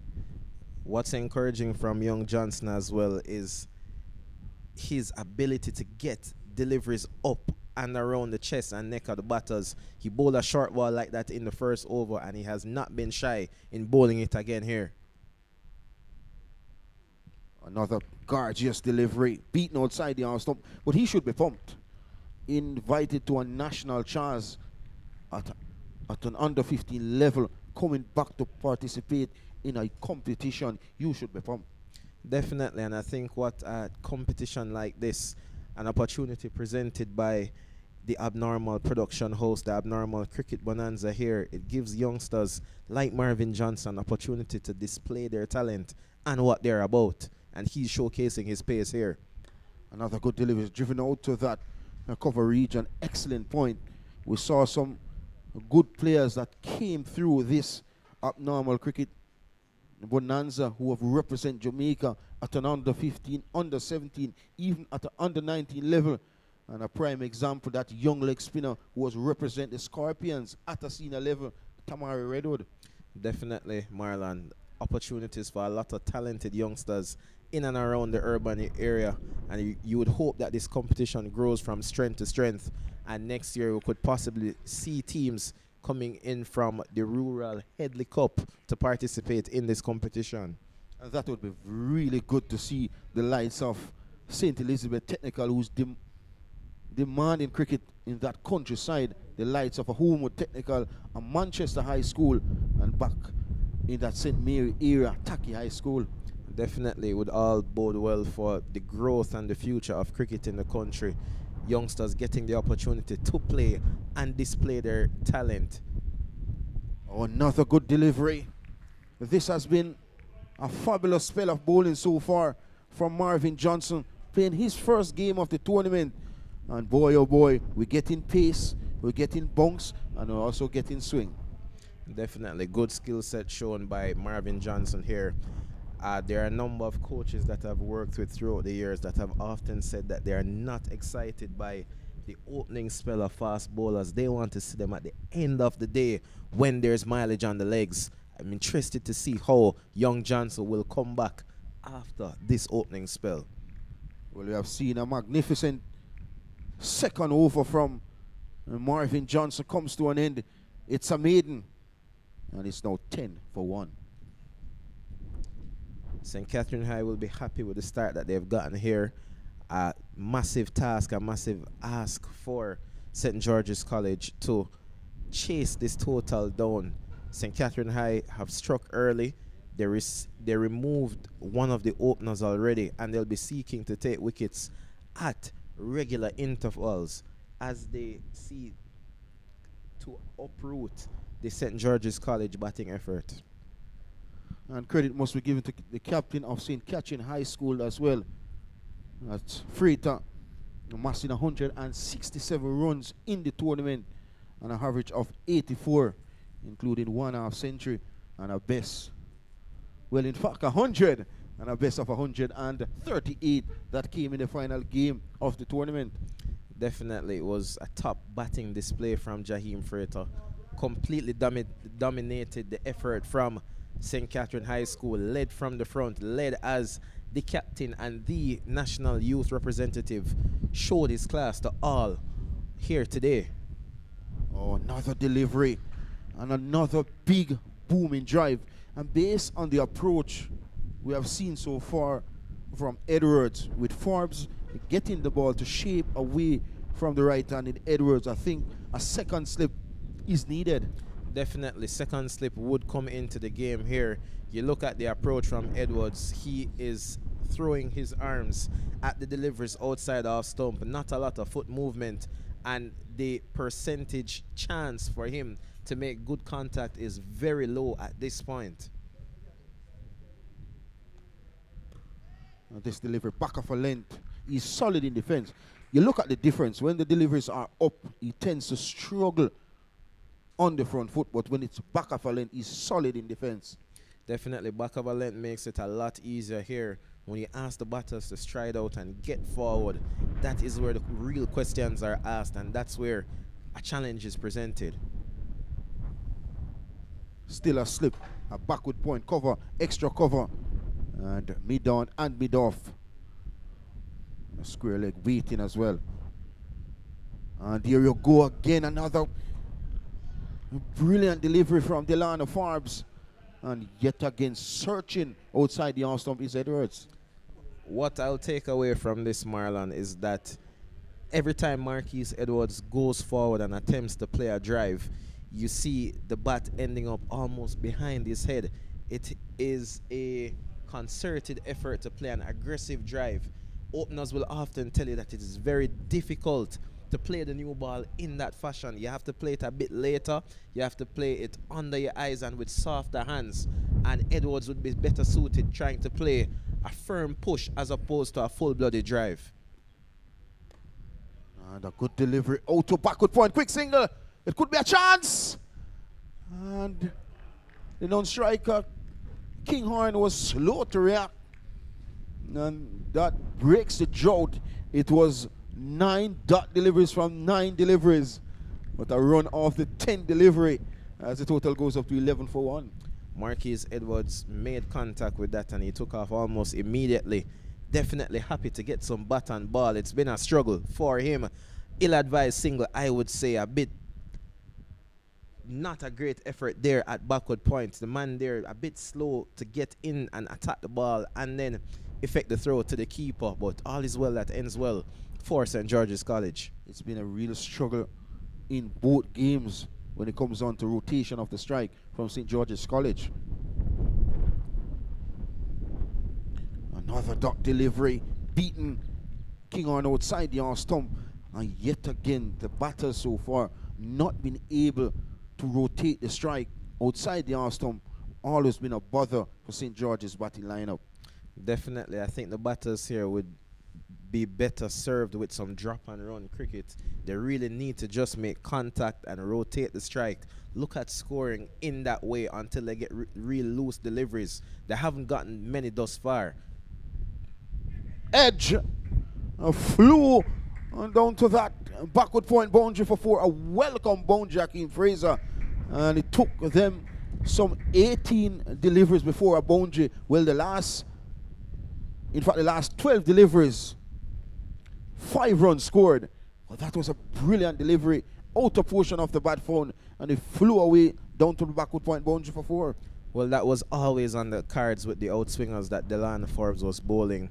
I think, in my estimation, that skipper Jaheim Freighter could be a bit more positive, a bit more aggressive. A second slip or a gully fielder could be employed. That outside edge there went into the vacant gully region. It would have presented a very easy chance to a capable fielder there. So they can go in for the kill here. There are a lot of runs on the board. There isn't necessarily any need to defend with any great effort at the moment. So set aggressive fields and pick up wickets. Encourage your fast bowlers to strike. And Marvin Johnson to continue. Oh, another good delivery. I find it very, very happy to see these fast bowlers operating for St. Catherine High School. And still a captain who's very, very effective. We saw him last season playing for Jamaica at an under 15 level. We saw him at the under 17 as well. He's very, very effective with ball in hand. But look at Marvin Johnson in the Jamaica under 15 squad. And he's showing why he's there with his bowling effort so far. I've been impressed with him. He's getting good carry from this wicket. Good pace being generated. Now this time well left. And by Edwards. He's that type of player who waits on his stroke. He's not trying to force the issue. But based on the run rate so far, you'd want the batters to be rotating the strike. Look to rotate the strike. And so far, so good for St. Catherine High School. The bowling unit has been outstanding. It's been good execution from them thus far. But young Marquise Edwards will want to get either forward or back while playing. He's being caught on the crease far too often. And this is a poor delivery this time around. Pitch on and about that middle stump. Swung further away down the leg side. With excellent work by the wicketkeeper. Good glove work there displayed by the wicketkeeper. I believe it's Jordan Osborne. The wicket-keeping in the tournament has been outstanding, Akeem Fraser. We saw young wicket-keeper, I think his name is Jones. He was outstanding earlier. Had some issues and those. Well, we saw one down the leg side wide, and now we saw one outside the off stump wide. Is he getting tired? He's showing a bit of inexperience here, Marlon, and youthful exuberance. I think he's searching for that extra yard of pace, and because of that, he's losing the control. This wicket here at Emmett Park is not the fastest by any means, and he simply needs to put the ball in the right areas and ask the questions of these St. George's College batters. Well, he has 2 slip awaiting for the outswinger. This one is back of a length, and this time Edwards is solid behind the line of the delivery. But we look at that shot being played, a defensive stroke. And you look on the onside, acres of space, just a little risk. There's a run. Punch out to that cover region. It's another run. This is the sore point about Edwards' inning so far, not being able to rotate the strike. Fully agreed, Marlon. Even getting behind that ball and playing with soft hands and dropping it short on the leg side in the region of a forward short leg, and he would have been better suited. He would have been able to score runs there. As we see, 4 byes now. Delivery that kept low. It beat Marquise Edwards, and it also gave the wicketkeeper Osborne no chance to stop it. Difficult take for the wicketkeeper, and I'm sure it's a sore point for him. It's very hard when you call byes for something like that on the wicketkeeper when he didn't have much of a chance, but that's just the nature of the game. It is the nature of the game. Kept a bit low. I think the wicketkeeper should have got behind that ball as well. But a disappointment for him as a wicketkeeper. Byes goes behind his name as the total goes up to 21 for 1 in over number 5. Just like yesterday, Marlon, we see the extras dominating the scorecard for the St. George's College team. No difference on the second day. On the second match, it's another wide. So we saw 2 wides outside the half stump. We saw 1 down the leg side. This is inconsistency being delivered here by Marvin Johnson. Definitely inconsistent bowling from young Johnson. He started off well, started off promisingly, and I think he just needs to cut the pace down a bit, stop searching for that extra yard, and try to complete this over and get through this set. Probably had a long day yesterday, and he's feeling the effects of it now. Another delivery. This time it's a dot delivery outside the half stump, and it's through to the wicketkeeper, who collects keenly on this occasion, and the score is kept on 22 for 1 in over number 5. Something that I generally look out for when I play my very short innings, Marlon, is the carry that is on offer for the bowlers. We saw in the first over or 2 from Marvin Johnson how he was getting deliveries up and around the head and the throat of the batters. Now the balls are dying through to the keeper. That shows that the pace has dropped a bit. And there you go, another delivery not carrying through to the wicketkeeper. Is it a sign of he's getting tired? He was in the under 15 trials. Mark you, he was training, came in for this game, so it could be a factor. He's getting tired. Definitely looks to be a factor here. Marlon, young Marvin is struggling, and he really needs to just complete this over. The more wides you bowl is the longer the over goes on, so you need to find a way to get it done. This one is driven out to that cover point region, fielded by Lennox Lawrence. As over number 5 comes to an end, a long one, an expensive one. It is 24 for 1. All 2 days so far has been good condition for cricket. Lovely sunshine, beautiful breeze, and good young talented players on show. It's a fantastic opportunity for these young players, Marlon. Great way for them to display their talent. These games are being streamed live by the Abnormal production hosts on their YouTube channel, Abnormal VMix. Great execution, great production by the Abnormal host production team. Great initiative, and I'm hoping that it can only or will only grow from strength to strength. Indeed, and some useful and productive cricketers coming out of this tournament as well. We want to wish them all the best in Grey Shield competition, will start in a few weeks' time. Definitely all the best in the Grey Shield competition and for the other cricketing opportunities that they will have for the rest of the year. And there you go again, another big booming drive from the big fellow Edwards. He's really struggling outside that half stump, not being able to score, and not being able to score boundaries and even singles. That's a real sore point. And I think that St. George's College and the coaching staff need to look into the ability to rotate strike, the ability to pick gaps and to score boundaries. It almost looks like an instant replay, Marlon. It's like I'm seeing the same thing every ball. You would think that young Edwards would have adapted by now. And this is down the leg side, a loud appeal. And umpire Johnson signaling just caught the pad on the way through. And good wicket keeping on the part of the wicket keeper. And even that delivery, Hakeem, you look at the acres of space on the onside, just a nudge.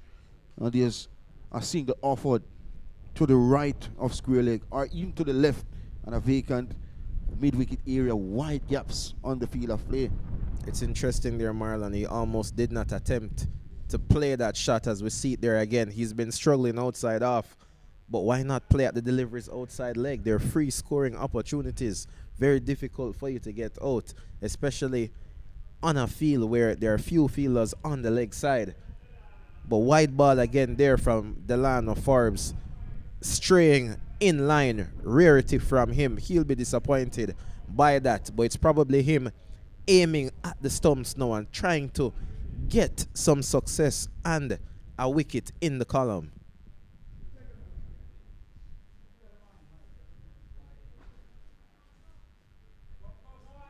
And here you go again, outside the off stump.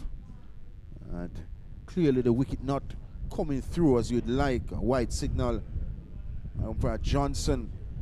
But for the last 2 overs, if we're looking at the screen or looking at the game, we saw 4 byes in the last over from Johnson.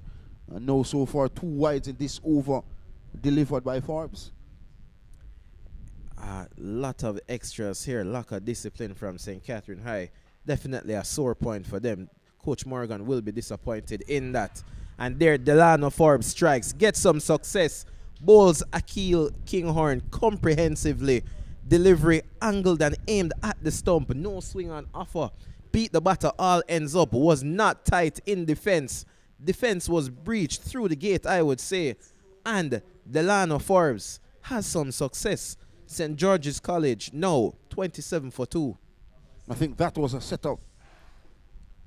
The delivery before was outside the arm stump. You could see he's trying to set the batter up. This delivery came back. Look at the replay here. Perfect delivery. And a perfect in swinging. Look at that. Peach of a delivery. Top of middle. And Delano Forbes strikes his first. And Kinghorn has to go. And it's now 27 for the loss of 2. The fall of that wicket brings Mikel Francis to the crease. He was the captain for St. George's College yesterday. It seems as if they're sharing responsibilities. Him and Jade Gray co-captaining this St. George's College unit. Well, he got only a boundary yesterday in his first game. A beautiful cover drive. And he was overshadowed with the next delivery. We'll look at the replay again. Top delivery from a top fast bowler. Rewards for Delano Forbes. Very well executed there by Delano Forbes. Spoke to Mikel Francis after the innings yesterday. He said he wanted to be a bit more circumspect and responsible today, but almost immediately he's off the mark. Has a high bat lift and he seems to be very fluent through the offside. Got his hands through that ball expertly a while ago. Beat the man at short cover. Gave the fielder at mid-off a bit of a chase to do, and he was able to scamper through for a single. Yes, he's a dominant offside player. Mikel Francis would have played his cricket for Kingston and St. Andrew in the JCA's competition. Another delivery down the leg side. This has been a sore point in the entire tournament so far. Extras. And if my memory serves me right, in the last 2 overs, it should be 11 extras in the last 2 overs. Not good by no stretch of imagination. Total goes up to 29 for 2. It hasn't been great from St. Catherine High thus far. I've been very disappointed in that sense, as we see Delano Forbes beating Marquise Edwards outside the off stump again.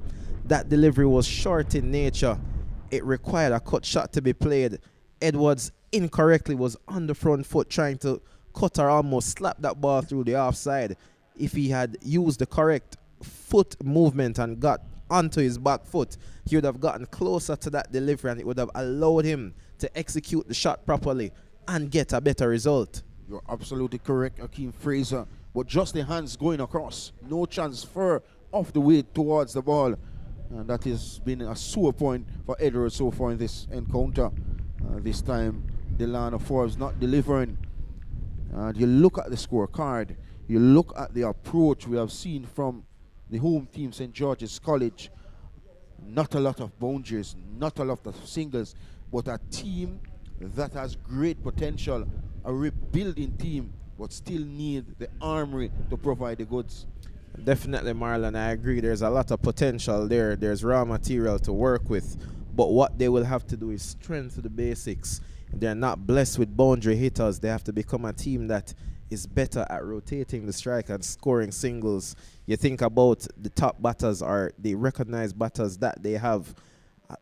They face a large number percentage of dot deliveries, and I think that is an area that they can look to work on for the upcoming Grey Shield competition. 6 comes to an end. 19 extra so far. 29 for 2. Both bowlers would have bowled 3 overs apiece. 10 conceded from Johnson. 15 from Forbes. Both bowlers would have picked up a wicket apiece. 6 wides coming in from Johnson. 9 from Forbes. You look at the dot deliveries. Both bowlers would have bowled 15 apiece dot deliveries. So 30 dot deliveries in 36 legal deliveries.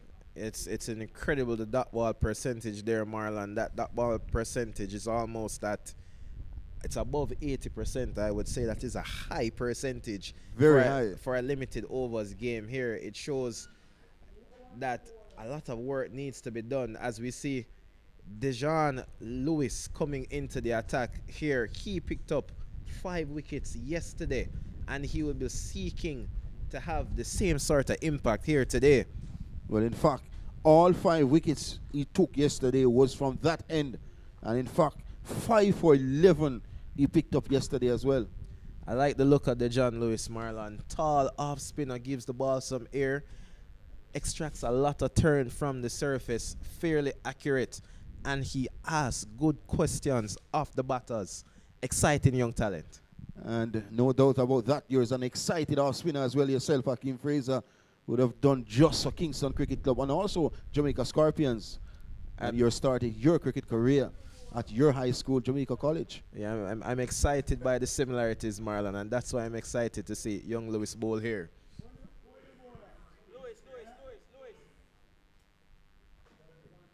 29 for 2. This is the final over of the power play as well. And he starts with the delivery. Pitch on mid, some spun further away down the leg side. But right away, Hakeem Fraser is getting spin. He's getting bounce, and he's also getting turn. Right away, almost immediately, we see bounce and turn there on offer. It's actually Chad Coates who is the wicket keeper, not Osborne. So I am corrected there, but he was grabbing at that delivery and duly pointed out by Coach Morgan. He wants some better glove work from young Coates. I didn't saw him got much with the bat today, wicketkeeper Coates. And so far, so good with the glove. Good delivery, tuck towards that mid-wicket reach on. And a second run to Francis. It goes up to 2. The total goes up to 30 for 2. That's a good single score there by Michael Francis. He got close to the ball and rotated it into the vacant gap just in front of square on the leg side. Played it late, allowed the ball to spin, and played with soft hands. Marquise Edwards, a bit slow off the mark, was not backing up. He needs all the advantage he can get in running between the wickets, and he should pay attention to backing up.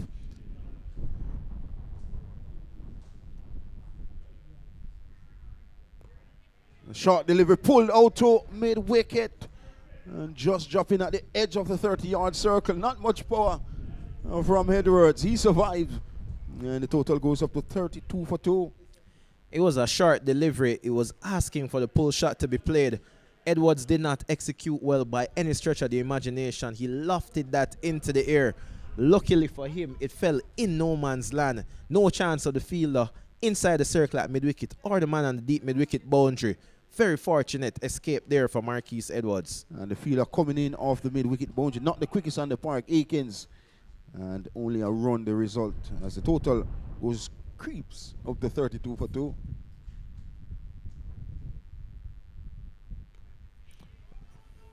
clip towards that short fine leg region. Good work.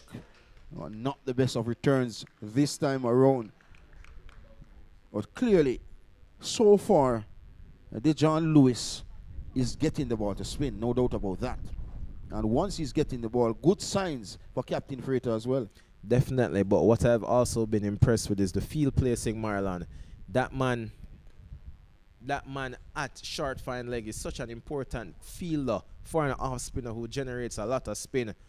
As we see Mikel Francis showcasing good batsmanship, they're getting close to the delivery from Dejan Lewis outside off stump, getting it into the vacant backward point region. Lewis not operating with a backward point, such is his confidence in his control. And that is not a bad sign either for Dejan Lewis with the right-hander looking to cover drive the ball that is spinning into him. It could be risky. We saw him get a few wickets yesterday as well. Batters got bowled through their gates, so that could be a sign with no backward point in place, forcing the batters to drive outside the off stump and got them bowled through their gates. Missed time there from Marquise Edwards. It was a rare short delivery from Dejan Lewis. Rocked onto the back foot and tried to play a pull shot. The ball was wide outside off. I think a back foot punch through the offside would have been the better option. Fortunately for him, landed short of mid-off and he was able to get through for the single. And end of 4 play. 4 came from it. And not the ideal start the home team St. George's College would be looking for, but still in the game, still a lot of cricket left to be played. This partnership is very, very critical if St. George's are to level the 2-match series. Francis is a capable batter. He has played at a senior level in terms of cricket being played in Jamaica at a parish level. He is a key player. Edwards, he needs to step up. He's been around for some time.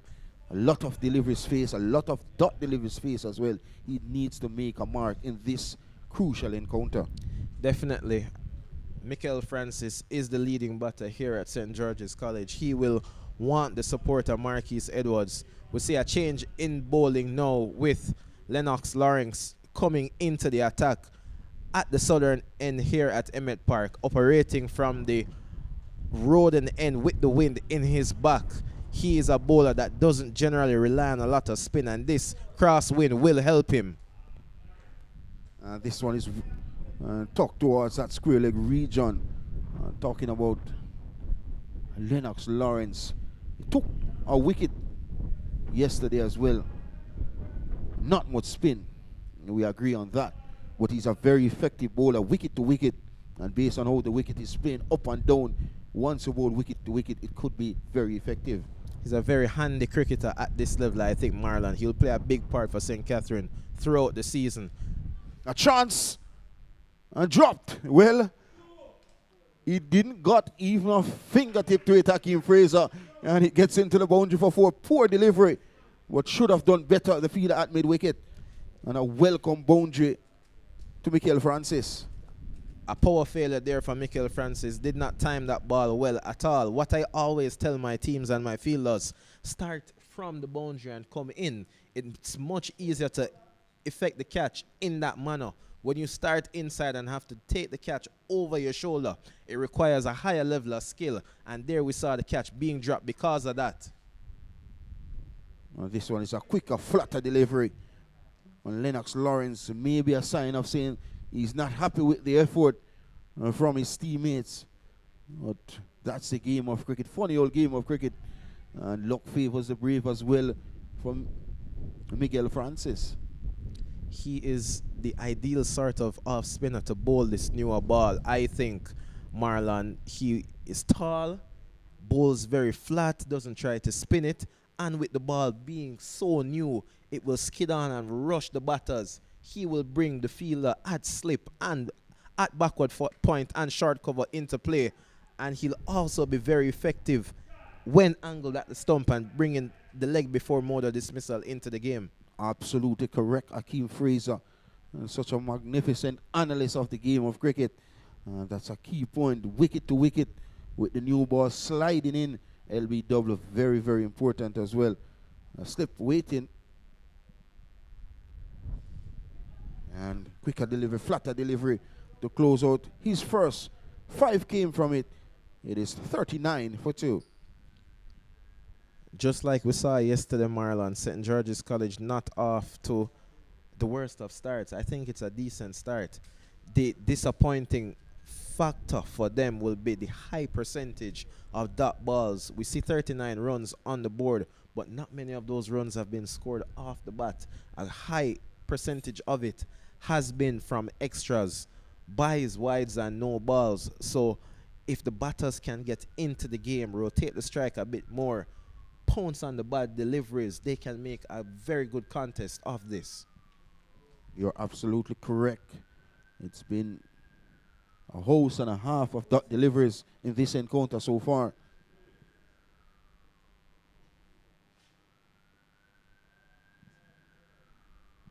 And Lewis to continue.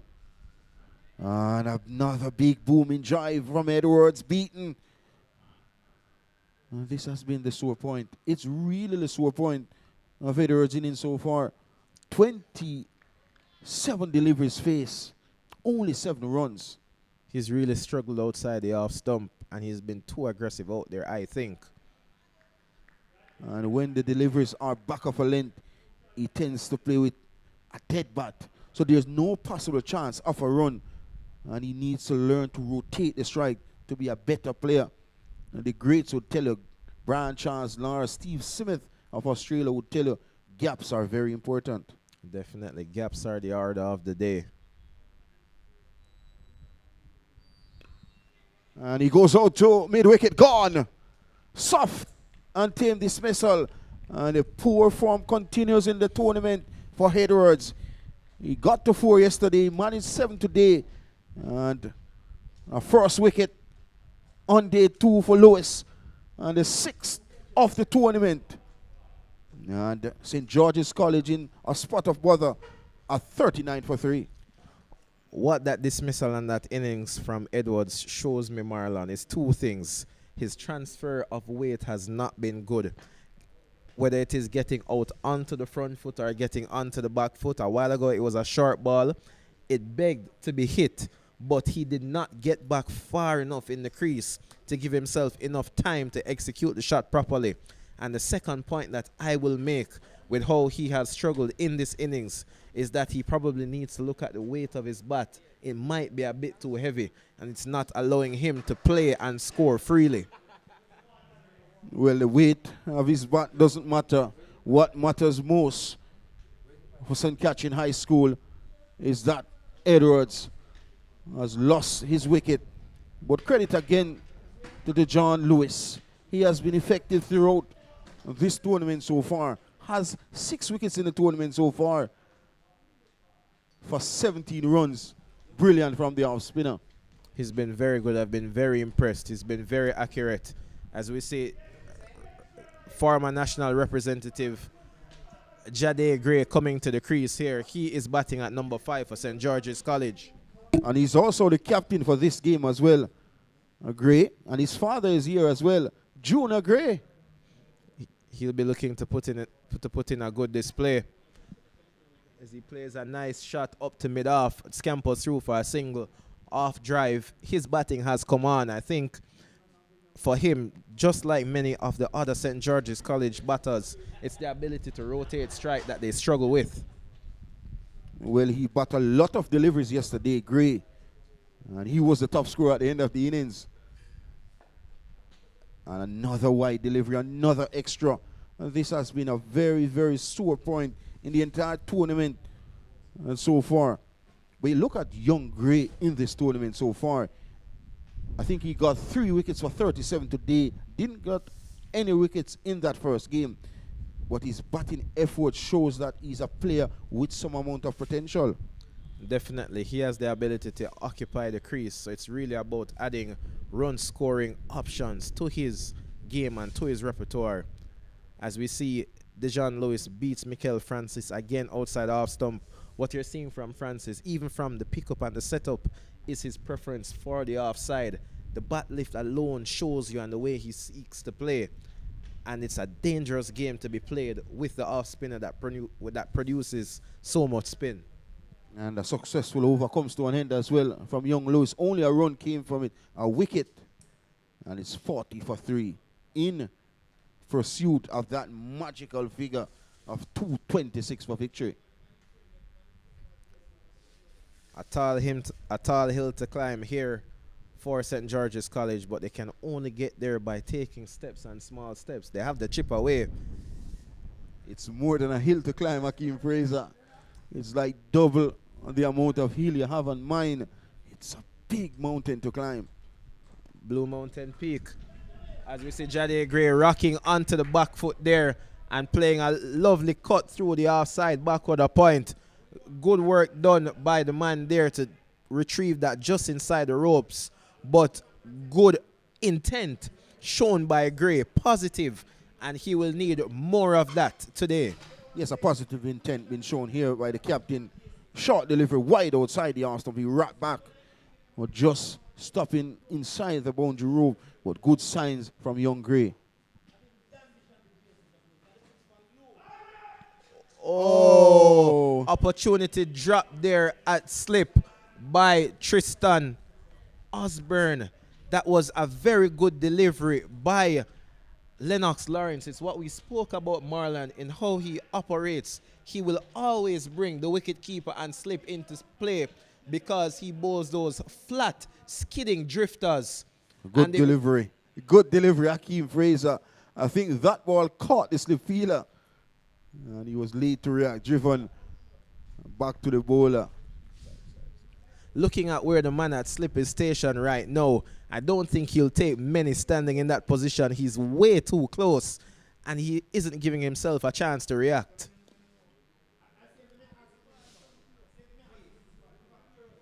Now that delivery, it was a marvelous delivery.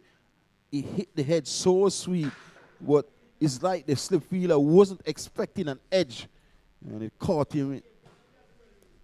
A good delivery. This has been a magnificent second over from Lennox Lawrence. He's an excellent footballer who has played Manning Cup for St. Catherine High School, but his cricket ability has been outstanding. Sweetly punch off the back foot out to extra cover, fielded by Lewis. You can't keep him out the game. And a productive over comes to an end from Lawrence. Only 2 came from it. It is 42 for 3. You see there, Marlon, you look at that delivery there. It was the perfect scoring opportunity for Jade Gray. Sharp ball outside the off stump. When you think about how Lennox Lawrence operates, that is where the scoring opportunity will come from. It will either be a cut shot or a back foot drive through the offside. He got the opportunity to pounce there, but probably went for a bit too much power and not enough placement, and only succeeded in hitting it straight to the man at extra cover. And flighted from the impressive Lewis. Big booming drive came from Francis inner portion of the bat and goes out to that straight mid-wicket. Good signs. He's getting the ball to spin into the right-handers, and it could be risky looking to hit the ball through that cover region. It's been good bowling from young Dejan Lewis thus far. What impresses me with him is the dip, and you only get the dip as a spinner with a lot of revs on the ball, and he's imparting a lot of revolutions on this ball from the Wilson end. And this one is whipped to our square leg. Excellent feeling by the big fella. Is that Akins? It is. A great commitment by the big man at the deep backward square boundary. And he saved 3 runs on this occasion. Brilliant cricket there, Akeem. And what I must commend there with young Aiken is the commitment, because Mikel Francis played that well. He got into position, but Aiken did not give up on it, protecting the shorter boundary. This one is punch off the back foot from Gray. No power in that shot, straight to mid-off. But yet again, he's 2 from 10 deliveries.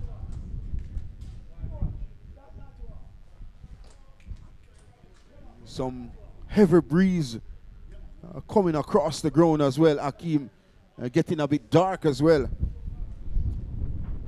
The signs are ominous here, Marlon. I think rain is in the forecast now. Looking at the conditions to the south and the southeast, it does not look good. And we are being threatened by rain here. And a lovely breeze blowing across. This is signs. This is signs. This one is it. Ariel gone. And the captain perish. Another wicket for the impressive Lewis. His 7th wicket in the tournament. And Gray has to go. Disappointment for St. George's College at home. It is now 49 for 4. Very strong gusts coming across the Emmett Park field and pavilion here. Flighted delivery from Dejan Lewis. Jade Gray attempted a lofty drive over the offside. It was ill-advised. With the almost hurricane wind coming across the field, I feel he would have been better suited trying to tug that delivery over mid-on or mid-wicket. Went against the natural forces here, and it presented an easy catch to the field at mid-off. The correction, 43. It is on the scoreboard.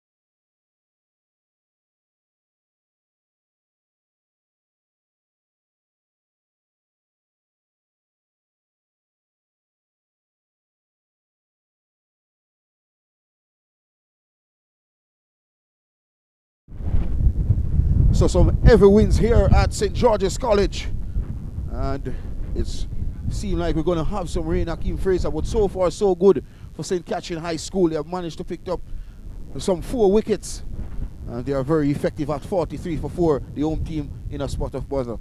It's been very good execution from St. Catherine High thus far. The wicket a while ago of captain Jade Gray brings left-arm orthodox spinner Rajay Peck into bat. A bit of a promotion today. He was late down the order yesterday. Today he's coming in at number 6, but he will have the challenge of trying to survive the very impressive Dejan Lewis. I think he batted at number 10 in that first game yesterday. A good delivery. This is awesome. The ability to slow those deliveries, enticing the drive with a solid defensive stroke of a top order player. From Peck. Over comes to an end. It is 43 for 4. I was impressed by the forward defensive shot played there by Rajay Peck. What my impression of him has been is that he's a youngster with a lot of potential, but he just needs to work a bit harder, needs to show a bit more discipline if he wants to be serious about this sport. There is a future there for him, but it will not come easy. The whole mark of being a pro cricketer, a cricketer that achieves a lot, he has to put in that extra work, and we have seen that with some of the great cricketers putting in the extra yard to be a perfect permanent fixture in any team, and he needs to. A good player with good amount of talent as well. We saw him with his bowling effort. He has been effective, but he has the ability with the bat as well. Such a capable player. There we see Lennox Lawrence into bowl again. Delivery angle down the leg side. Mikel Francis went or attempted to play the sweep shot. He missed it. It beat the wicket keeper, Chad Coates. He had no chance of getting a hand to it, and it's 5 wides. And with that 5 wides, the total goes up to 48 for 4. Poor this time from Lennox Lawrence. Absolutely poor. The wicketkeeper stood no chance. And here, Marlon, we see the showers starting, a bit of a drizzle coming across the ground. The umpires will be best advised to get the covers on because this rain will come. It's ominous. I don't see it passing. Well, you're a player who plays your cricket around the region.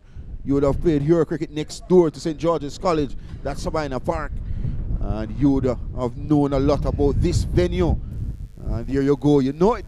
The rain is down. The ground staff has been called to do honors. So the wicket has been covered.